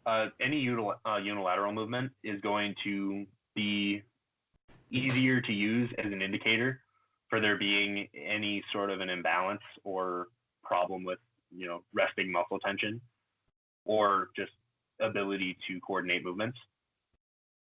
So being that you can do a bilateral squat, a normal squat, and you can hide a lot of movement inefficiencies and problems in that, as long as you have some specific muscle tissues that will work and some specific patterns that are related to those muscle tissues moving those joints. If you can get some basic fundamentals down and nail those, you can cover a lot of issues within a pattern like that. But if you expose one side to that same stimulus, and you have to, it's shining a light on all of those specific areas that could cause an issue and not letting them escape your focus is what happens essentially when you put anything in a unilateral movement rather than bilateral. So if you do have any sort of, it could be many other things, and I would say that in most cases it's many other things besides the QL, because it's by no means the main issue on anybody. There's usually multiple issues that happen that are not even just tightness or weakness of muscle tissues. It's more of a being exposed to a stimulus of stability and being exposed to stimuli of strength that are specific to those muscle tissues, because we don't train in that way in most cases, where we train specific movement patterns that we've deemed to be the most effective for our goal for hypertrophy or strength development. And those movements aren't necessarily the ones that we were built to do to target every single small muscle group that we have to actually move our bodies in any sort of functional manner. Functional being severely air quoted, because I hate using that word. But being that we train in, I don't know, to make an example, a squat or a deadlift, those positions being bilaterally loaded, and through the squat is a more extreme range of motion, the deadlift is more limited. But the point of them is to put ourselves into the most mechanically advantageous position to move the most amount of load. Now, just because those positions are the most advantageous to move the most amount of load doesn't mean that they're the most quote unquote functional positions or movements for us to be training in. So we don't typically, as normal bodybuilders, powerlifters, what have you, expose ourselves to a lot of exercise variations that will directly train a stimulus for stability.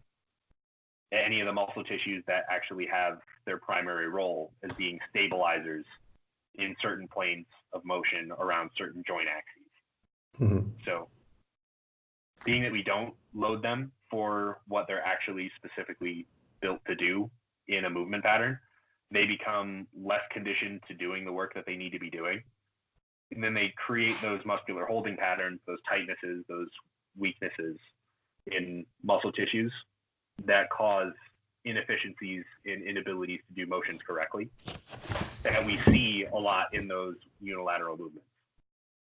So I hope that answers. Yeah, which I think is also one of the benefits of implementing lunge variation within a routine, especially once that is not fixed, like a Smith machine split squat could be, like a walking lunge or Bulgarian split squat with two dumbbells.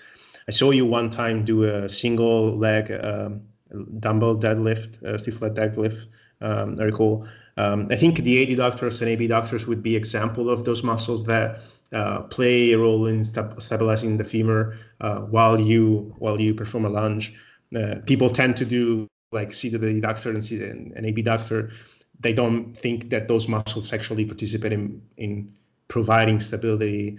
And we as bodybuilders, we always look for isolation. The more bracing we have, the better. But maybe some degree of these movements can be beneficial.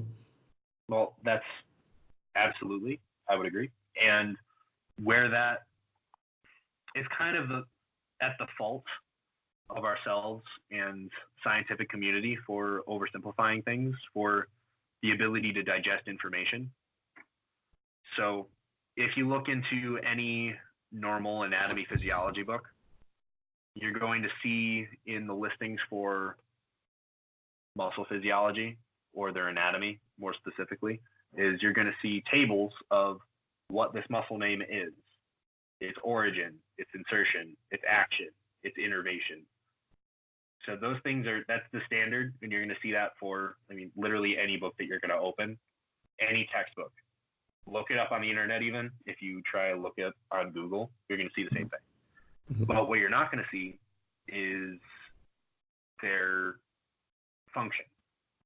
You're going to see their action listed, which is just what happens to the joints that it attaches to when the muscle fibers from the anatomical position pull closer to one another from origin to insertion. That's what the action is. Yeah. What happens to the joint that it affects when the muscle tissue shortens. But that doesn't look at all to what it would do in any sort of a movement pattern that isn't from the basis of an anatomical position where you're not under any loading. For anybody that doesn't know anatomical position, it's just you if you were to imagine it's just your body standing straight up under no load with your arms down at your side in full supination. That's anatomical position. So that is the model that you take any of these muscle actions from. It's not taking into account what the muscles will actually do to contribute to a complex movement from any other place other than that.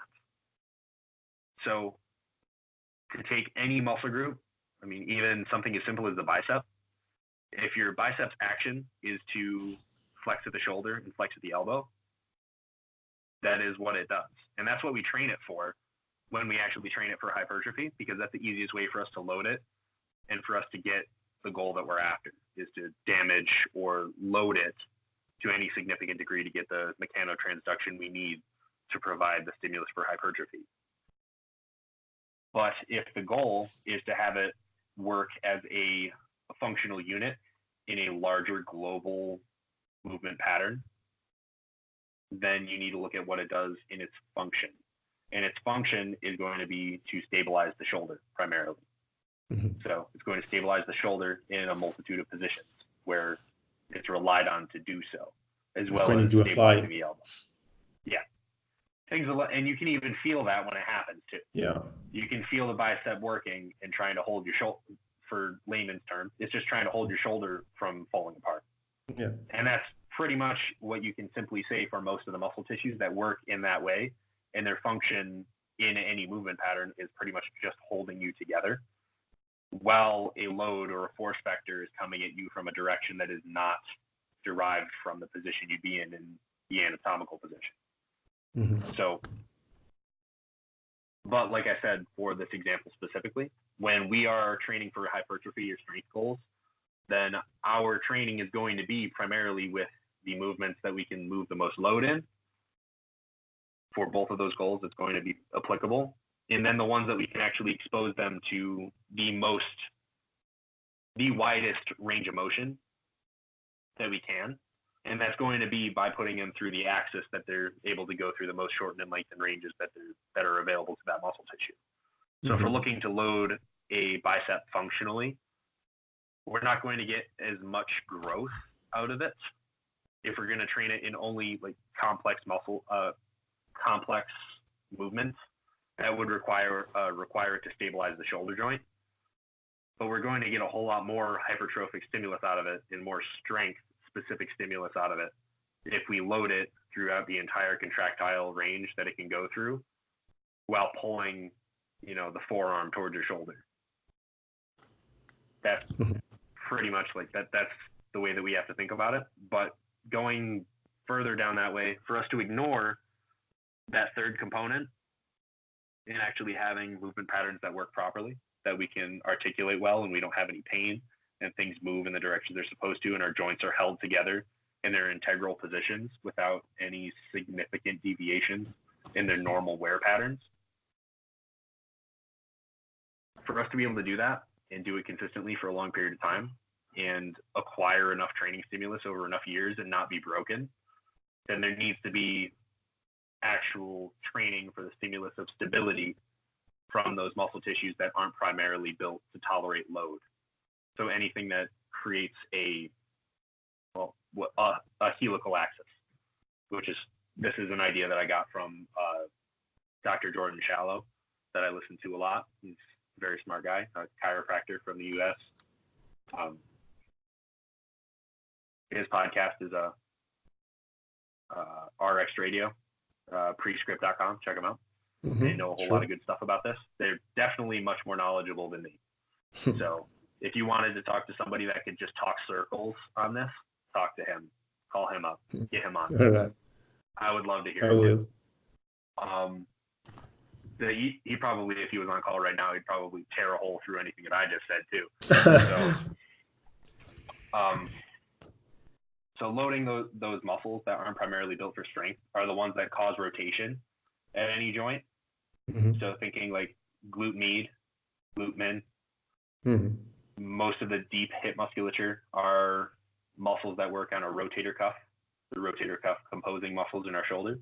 Those primarily aren't built for loading a lot, and their stimulus is not supposed to be like putting as much force through them as possible. It's for them to stabilize those joints and the rest of the passive structures around them, while forces are being placed through them that don't always go through straight lines. Are you familiar with Dean Somerset? No. He has a lot of stuff about, he's really knowledgeable when it comes to mobility. He also has a whole course called the Hip and Shoulder Blueprint with Tony Gentilecore, which is pretty cool. So, I mean, if you want to check it out, you'll find it interesting. And something he mentioned is that we never train a hip rotation. For instance, when specifically for bodybuilders, we always train hip flexion. I mean, actually, hip flexion, it's not something that we also train a lot. Like, and I know the muscle mentors are people that have their clients train hip flexion. I'm not sure if through leg raises or variation of ab work that also trains rectus femoris and TFL stuff, but they do. So I think maybe those things are something that one can put into a warm-up routine that have a potential benefit for pre-injury, for reducing injury risk, and also keep us the joints healthy to do what they are meant to do. So maybe that's something that one can implement. One example, when you mentioned the tables that one finds in the anatomy books, I always take the example of the adductors, which is a group of muscles, of course. So I don't recall the exact insertion, but I always take that because people think, okay, a deduction. But actually, I say, okay, what happens if you have the femur extended and the adductors contract? Where does it bring the femur? It's actually working as a hip flexor. And what if you have the leg in front of you? Okay, this is an hip extensor. So, and which I think it plays ties into your idea of not thinking solely about action of muscles, but rather, okay, what they do is that they pull joints. It's attached to a joint and it pulls together when it contracts and creates movement, which helps people train maybe in a more holistic way. Not sure if you want to take a last one. Sure, we're already here.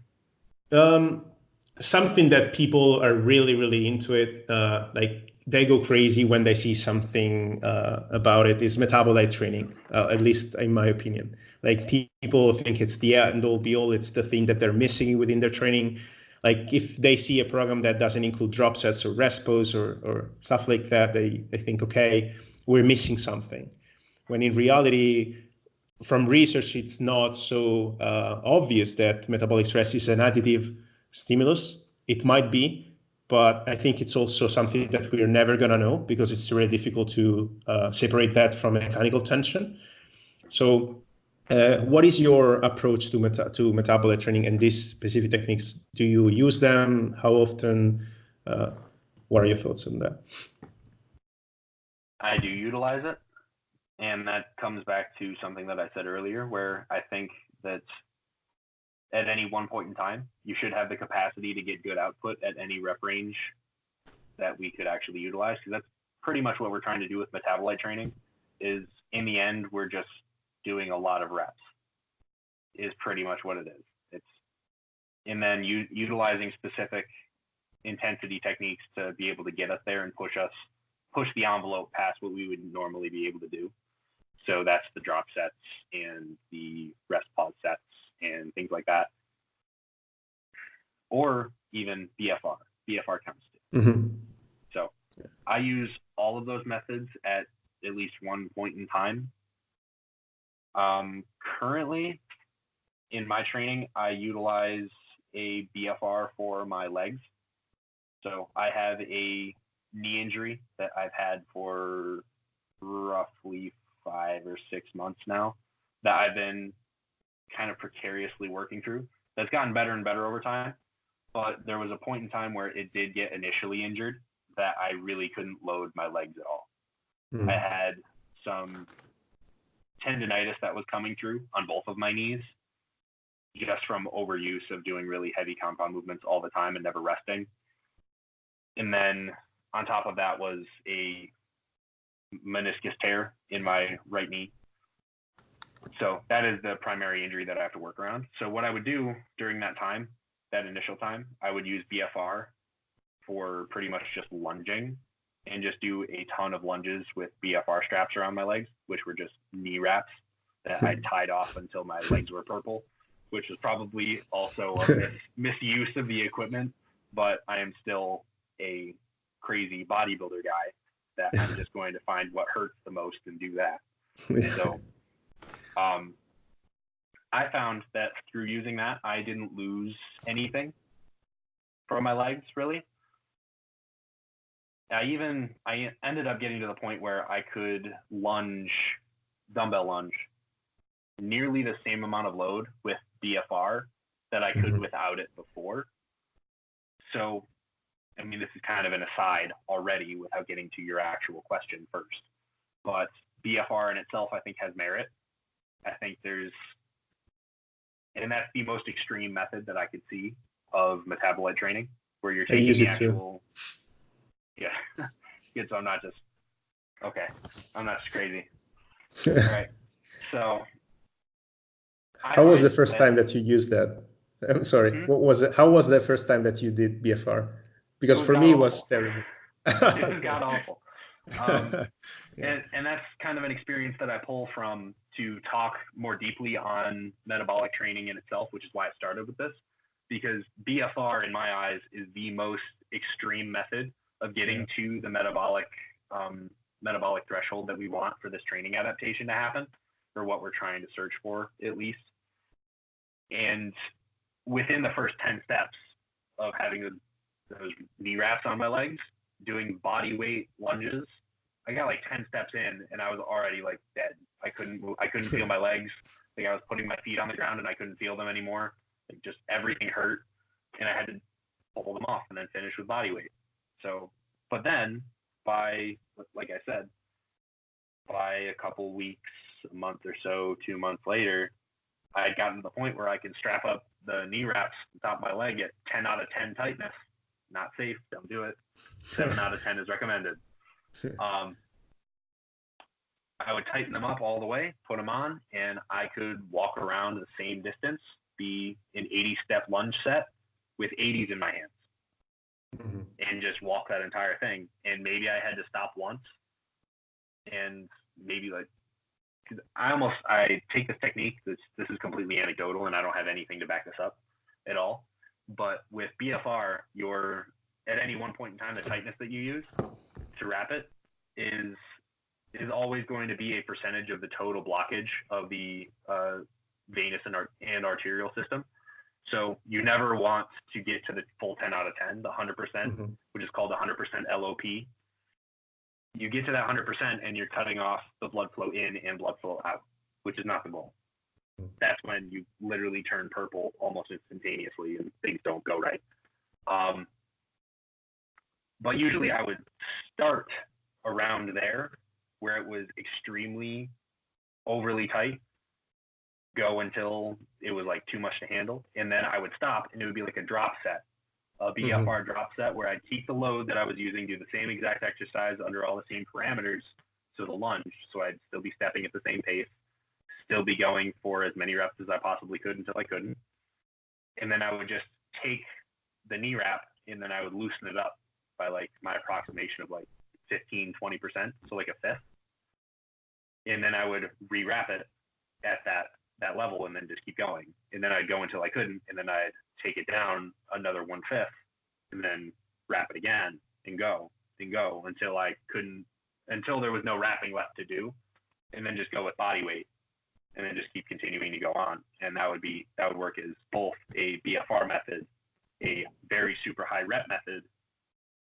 and a drop set. So just trying to get all that's a good combo. all the pain that I could possibly get all at once was the goal. But anyway, so being that my point in saying all this is that BFR is the most extreme method that we can use to look at this adaptation specifically that we want to get out of metabolic training. Metabolic training is just going into high reps and trying to accumulate as much chemical fatigue from contraction as possible and not allowing it to escape through any means that we'd allow it to. So those adaptations from those chemical messengers and the catalysts of reaction that build up, we get extremely efficient at clearing them after a short period of time of accumulating a lot of them. So utilizing metabolic training as a primary mode of training, like your most predominant amount of volume is done that way, may be effective for a short period of time, but it won't be effective for a very long period of time. You're going to adapt to it pretty quickly. And then once you get to a point where, you're going to adapt faster to clearing those metabolites than you're going to adapt to increasing load in that same rep range. So you're going to run out of usefulness at some point if you utilize it as a main progressive technique. But if you utilize it in small amounts and it's always within the training and you never really take it out, then you're still going to adapt to it and you're going to be fairly decent at it. But since you're kind of going for concurrent adaptations, the law of concurrent adaptations, or the trend that we tend to see, is that if you're training for more than one thing at once, and those adaptations that you're looking to get are acquired through slightly different mechanical means, then you're going to get slightly less total effect at any one of those things if you're just trying to get them all at the same time. Make sense? Yeah. So being that you're kind of taking that approach, if you do it that way and you always have it in, you're not going to get the maximum amount out of that adaptation that you would if you were to train primarily metabolic, but you're also going to be able to push it along farther and get a little bit more out of it in the long term, and you never lose the ability to use it and utilize it effectively. It'll also be something where if you're not predominantly training that way, the adaptation that you get to being able to tolerate more total time or more total volume in that rep range and doing things in a way that would accumulate the most amount of metabolites, you could handle, just for time economy, you can handle doing one set per day that is super duper long because you've adapted to being able to tolerate those metabolites. And you can keep pushing the envelope and you'll still get something out of those sets if you take it to the point where you can no longer take it anymore. You know what I'm saying?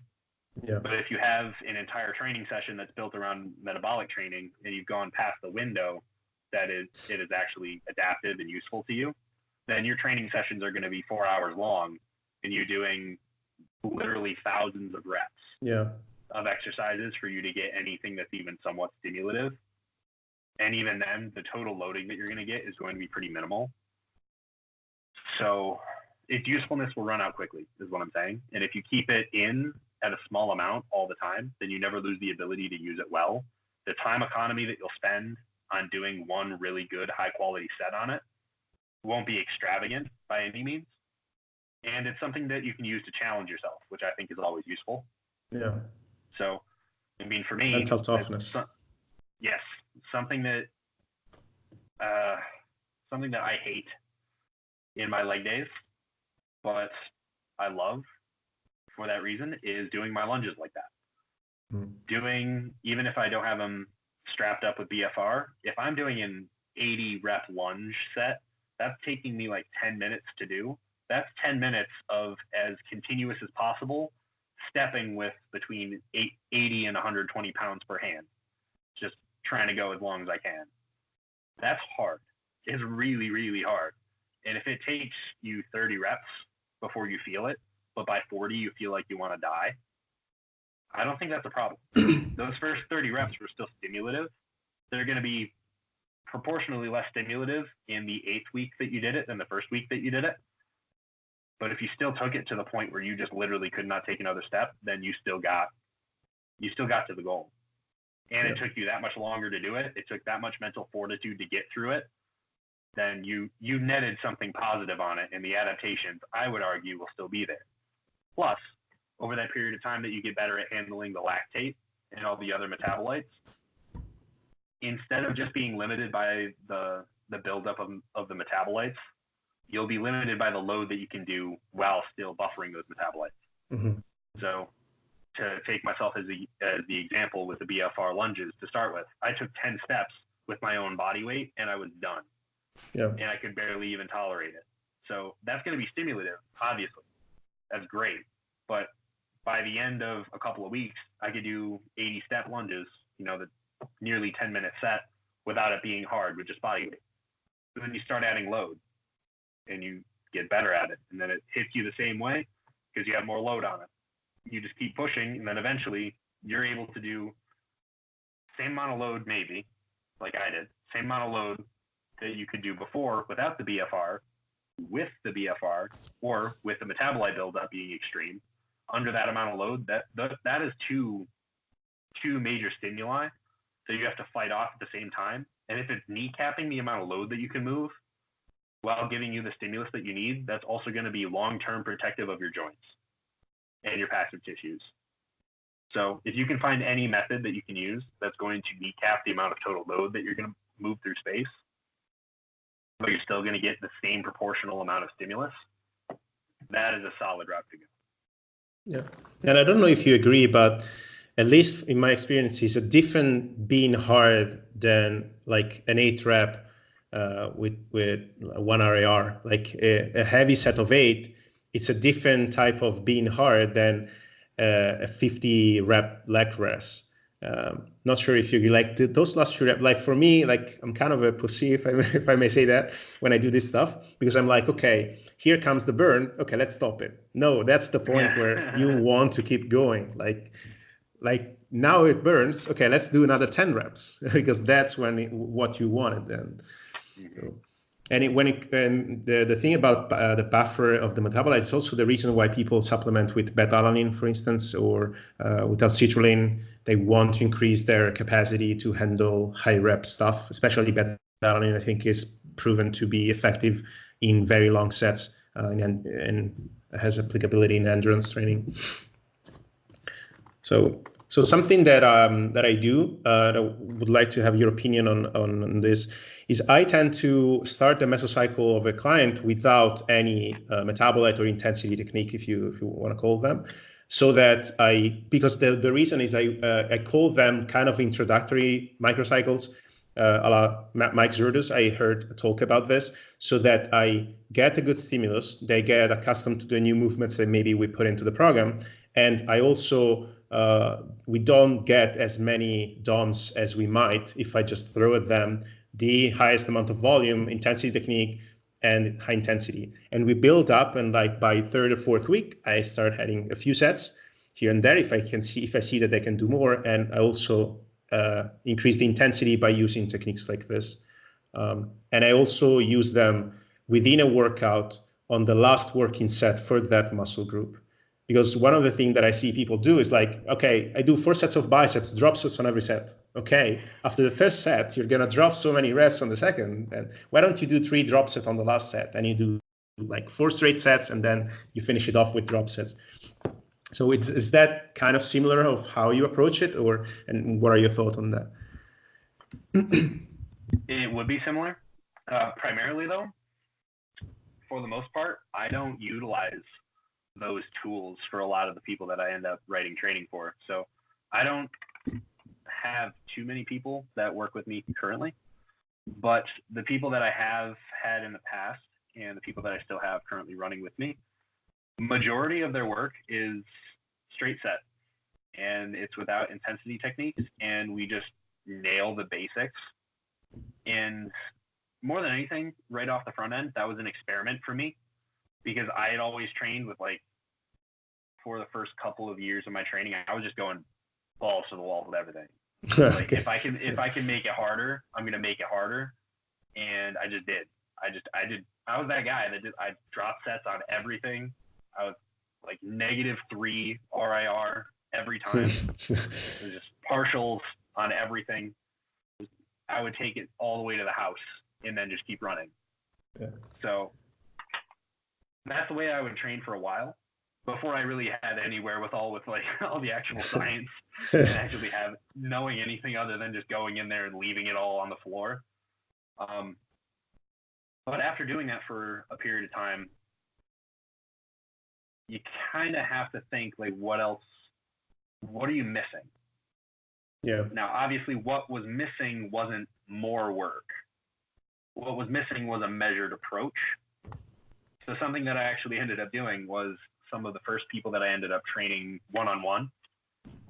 So I put them through the very basics of 4 exercises, a hip hinge, a squat, a push, and a pull. That'd be it. Just it. Just basic movements, as simple as I could make them, and then just push them through it and get them to progress in 2 different rep ranges, moderate rep ranges, so nothing super heavy, but like an 8 to 10 and a 15 to 20. Just keep on pushing them and progressing them to get better at those, and just move slightly, very small, incrementally larger loads in those rep ranges over time. And lo and behold, without changing any set volumes, without messing with their proximity to failure to any really great degree, I mean, moving between at the start of training at like a 4 RIR so that they could actually get a wherewithal of everything and actually not hurt themselves. And then moving closer to a 2 for compound exercises that had any sort of actual danger element to them. So a squat, I'm going to have it at a 2, but a pull-up is going to be at a 0, because who's going to get hurt doing a pull-up? So in just taking that method and that approach with most of the people that I've trained with has gotten them so much like actual utility and result out of it that I never even had to add anything crazy. And if I do add something crazy, it's just for the simple fact that they wanted to do something different. Yeah. So it's more, if it's enjoyable to somebody and they get really bored with just doing the same old thing all the time, and it's just basic straight set, do your set of 8 to 10, recover as needed, do another set of 8 to 10, recover as needed, move on to next exercise. Like if that just doesn't jive with whoever it is that you're training, then it's not going to work. But if you have the people that are willing to trust in the process and just do the same things consistently and get super good and super strong at them, that in itself has shown to me super, super effective at getting the job done. Then all these other things with the intensity techniques end up just being extras. And I mean, if you end up using them and they work well, that's awesome. And I'm sure that they do, especially with the people that you work with. I'm sure that your method works just properly. I mean, there's a lot of people that do it. I know that John Meadows, I mean, to name drop somebody bigger than, the 2 of us that everyone is going to know that listens to this. I mean, a guy like that, I mean, he's incredible.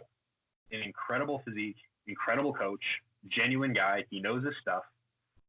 And longevity. So, yeah, he's got the longevity behind him. He's been doing this forever. He's what? If I have the number right, I think he's been a competitor for 37 years. So, I mean, fanboy over here, I know that number. But somebody like him, he stands by those things like bar none, like intensity techniques all day, because they're useful and they work and they do provide the stimulus that you're looking for. But is it the only way to do it? Not really. No. If you want to do it that way, you can. And there are certain times that they're going to be more or less useful to any certain person. And in my opinion, for at least where most people stand with their progression in this field, or in their own development, for the majority of the time that you're training, especially in the younger years, those sorts of intensity techniques don't really provide all that much more than you just getting more proficient and stronger across all rep ranges, barring anything else. And then once you get to the point where you're too strong and the amount of stimulus to fatigue, like to use the Mike Isertel term again, your stimulus to fatigue ratio for literally any movement is getting ridiculously out of hand. Where in your first year of training, a bent over row is like, it's a whatever movement, So you can just throw that in there directly after deadlift and it's like, whatever. I mean, all right, the bent over row, I'm moving like 225 on the deadlift and then doing a 95-pound bent over row. Like, that's not that bad. Who cares? But yeah, you train for 7 to 10 years and hey, now you're deadlifting 6 plates and you're doing that for a couple of sets, you're moving it for a couple of reps, and then you're going to try and do a bent over row with 4 plates. Good luck. Good luck. Like, it's not exactly like it was in your first year anymore. You can't just stack those things. Like those basic, like not compound heavy like exercises like the deadlift, the squat, the bench. Like those things aren't the only things that you can count as axial loading anymore. So the more strength you have in all those muscle groups and all those patterns, you have to be a little bit more conscious of how it is that you're training. You can't just do all heavy work all the time. And that's where those things in my head come in more. Because now your primary stimulus can no longer be just adding more load to the bar.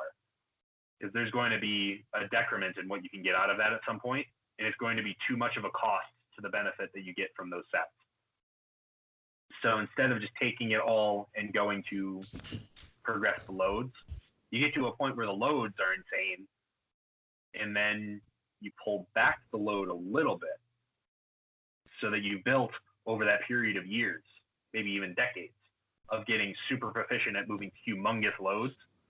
And then the relatively smaller, quote unquote, loads that you're going to use after that point are still huge. But comparatively to what you were capable of doing before that with the maximum loads, it's nothing. So if you were able to do a 405 bent over row, and that ends up being like your peak set of 8 on bent over row at your strongest, and now you move on to doing a 315, a 335, a 345 bent over row, but instead of trying to like, you have to hype yourself up and it's a big set, it's a big deal, and then you're going to be smashed afterwards. 315 is nothing. You're moving that like air. But now instead you're taking it for tempos. You're taking it for isometrics in the top. You're trying to not move at all. You're doing it prone on a bench or something. You're doing it with a steel row. So, you know, anything like that. And then you move on to doing drop sets, and you do partials, and you do all these other intensity techniques that you didn't use before, so that you still have that extra stimulus in your back pocket to use when it's actually useful to you. And you've built up enough load tolerance that the amount that you'll get out of it is actually, you know, worthwhile. Because if you're doing a drop set with a 95-pound bent over row, and then you're doing it with 65 pounds and 45 pounds, sure, relatively to what you may be able to tolerate at that time, it's going to be significant. But in the grand total of what you're actually able to do in your total career, if you save your ability to do those types of things and really focus on them and make them a primary goal and target and use in your training, you save that sort of work for later. I think that'll be more beneficial set per set in 10 years of time rather than in your first year. Yeah, I think when you actually anticipate me on the enjoyment factor to implement techniques like this. I think 2 of the biggest reasons I use them is, one, some people just can't seem to understand what intensity means. Like, and it ties back to the RIR versus training to failure debate, a recent debate, where like some people just think that it's a 1 RIR when it's actually a 5. So if you never go there, how can you know how it feels? First of all. And so using drop sets, I figure that people are more willing to go to failure on a drop set because maybe the load is lower, who knows, or maybe because they enjoy it more and then they like to push it themselves. When you say, okay, do as many reps as you can, rather than saying do 8 to 10 reps and actually pick a load that if you do 8, you could have done maybe 9 or 10 at best. It's easier. And second is just that people, it's the enjoyment thing, I guess. So people like to switch to change things, maybe sometimes too much. I think for us, it's like, tell me what's the best thing to get big, and I'll do it. I don't care if it's boring, because deadlift isn't fun, bent over row isn't fun. I mean, there is a sadistic way of having fun, but it's not fun. So that's the thing. And then when you said the adding movements and variety throughout the training career, because I think people like to think about muscle MRV, but they don't think about the joints MRV. So what your muscle can tolerate might not equate to what your joints can equate. Like you talked about the axial loading. So some movement, as good as they are, you can't place all of them in one session at some point in your career. You have to split them in two, sometime in three. Sometimes you can't have both in your week. So. Okay, so I think we touched on like a ton of stuff. We went on for more than 2 hours. I think this is going to be a 2 episode. I have to split it up and put it out as a 2-part episode. Like, I really appreciate you taking the time. Like, I wasn't expecting to go as long. That's why I keep asking you if it's fine to get more questions. Not because I wanted to. I know that time is that you are pretty busy at the moment, so I want to make sure that I wasn't taking your time. So before we wrap it up. If you want to tell people where can they find you, social media, if you're taking on clients at the moment, you mentioned that you have a few, if you're taking more or maybe in the future, how can people can know more about that? So you can find me just on Instagram. I don't have a website or anything at the moment, but it's at just my name, Nick Gloff, all one word, all lowercase, real simple. Pretty much what I post on there is training. You can find some diet stuff that I post in my stories. More than anything, it's mechanics, like we had talked about, and a lot of things about my own just updates from time to time. I am taking clients right now, not many. So spots are limited because my time is very limited at the moment. But if I come across people that are really enthusiastic, I have a really hard time telling anybody no. I get just as excited about people reaching their goals in this as, well, more so a lot of the time than the people that are telling me that they have these goals. So if people are passionate and they want to, and they like the way that I do things, I mean, I would encourage you before you reach out, take a look at my page and take a look at the way that I do things and the way that I talk about things. Read through a couple of my posts, read through the Instagram stories I put up before contacting me.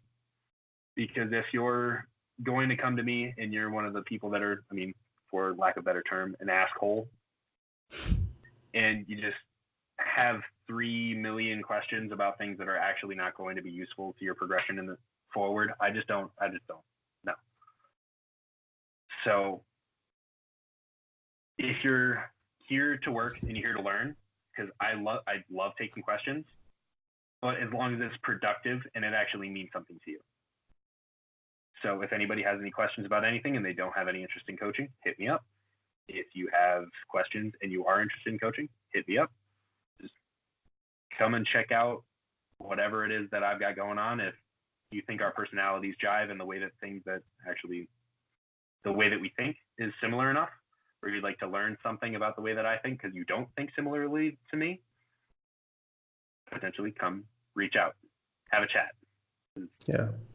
It's what you said is so important. Like, I hate when people just follow you on Instagram and they instantly message you, okay, can I have info on your coaching services? You don't even know who I am. You just followed me.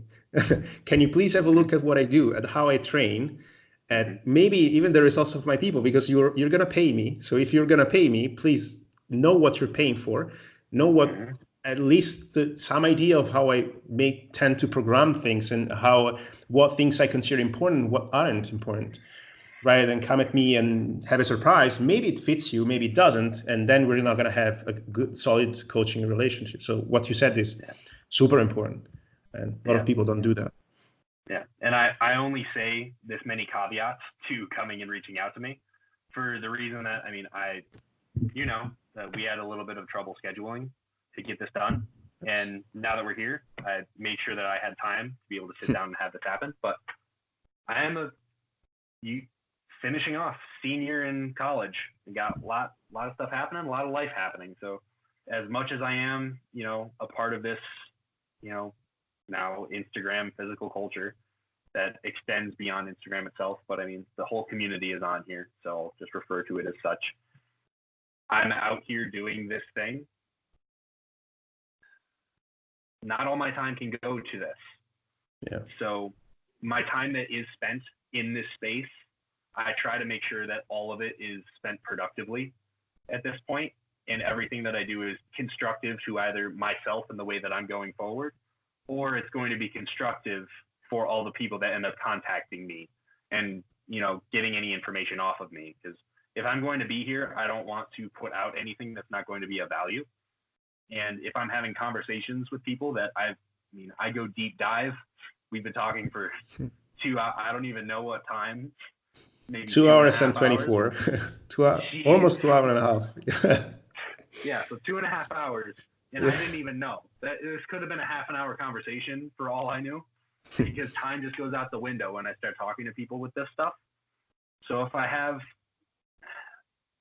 limited time to be able to put to this, and I will pour all of my time and resources into people if they really are in for this and they really are interested in learning and they really want to get more information and, you know, they want to progress through the methods that I come up with or I have collaborated with and put together over time.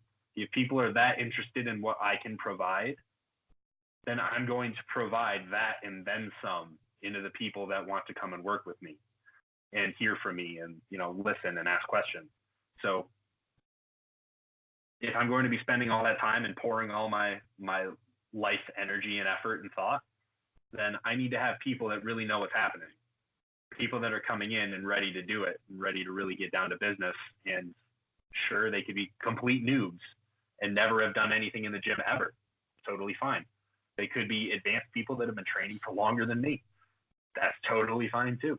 They could have different goals from me. That's totally fine too. As long as the goal and the underlying theme behind the interaction is we're here to get better and we're here to learn things as a team, perfect. But if it's one of these like power struggle kind of relationships that ends up happening with coach and client, that happens a lot these days now, where it's kind of this power dynamic and struggle between people that are looking for service and going to a coach and saying like, no, you're the coach, you do all this for me. Yeah. And then I pay you and then you give me results. Like, that's just, I don't know. It's more like they're trying to buy a product. Yeah. And their product is the result rather than buying a service that they can put into themselves and get support and help and direction, which is kind of the point of all of this in the first place. Yeah. You know, so I'm sure you get what I'm saying because you're a coach as well. Something that I always say people is that make sure you're motivated and you're willing to put the effort in, because I can't work for you. I can't do the work for you. I can tell you the path that we're going to go along and I'm going to help you all the way through, but I can't do the work for you. So that's really important. That's a much more succinct way of saying all the things I just said. Yeah.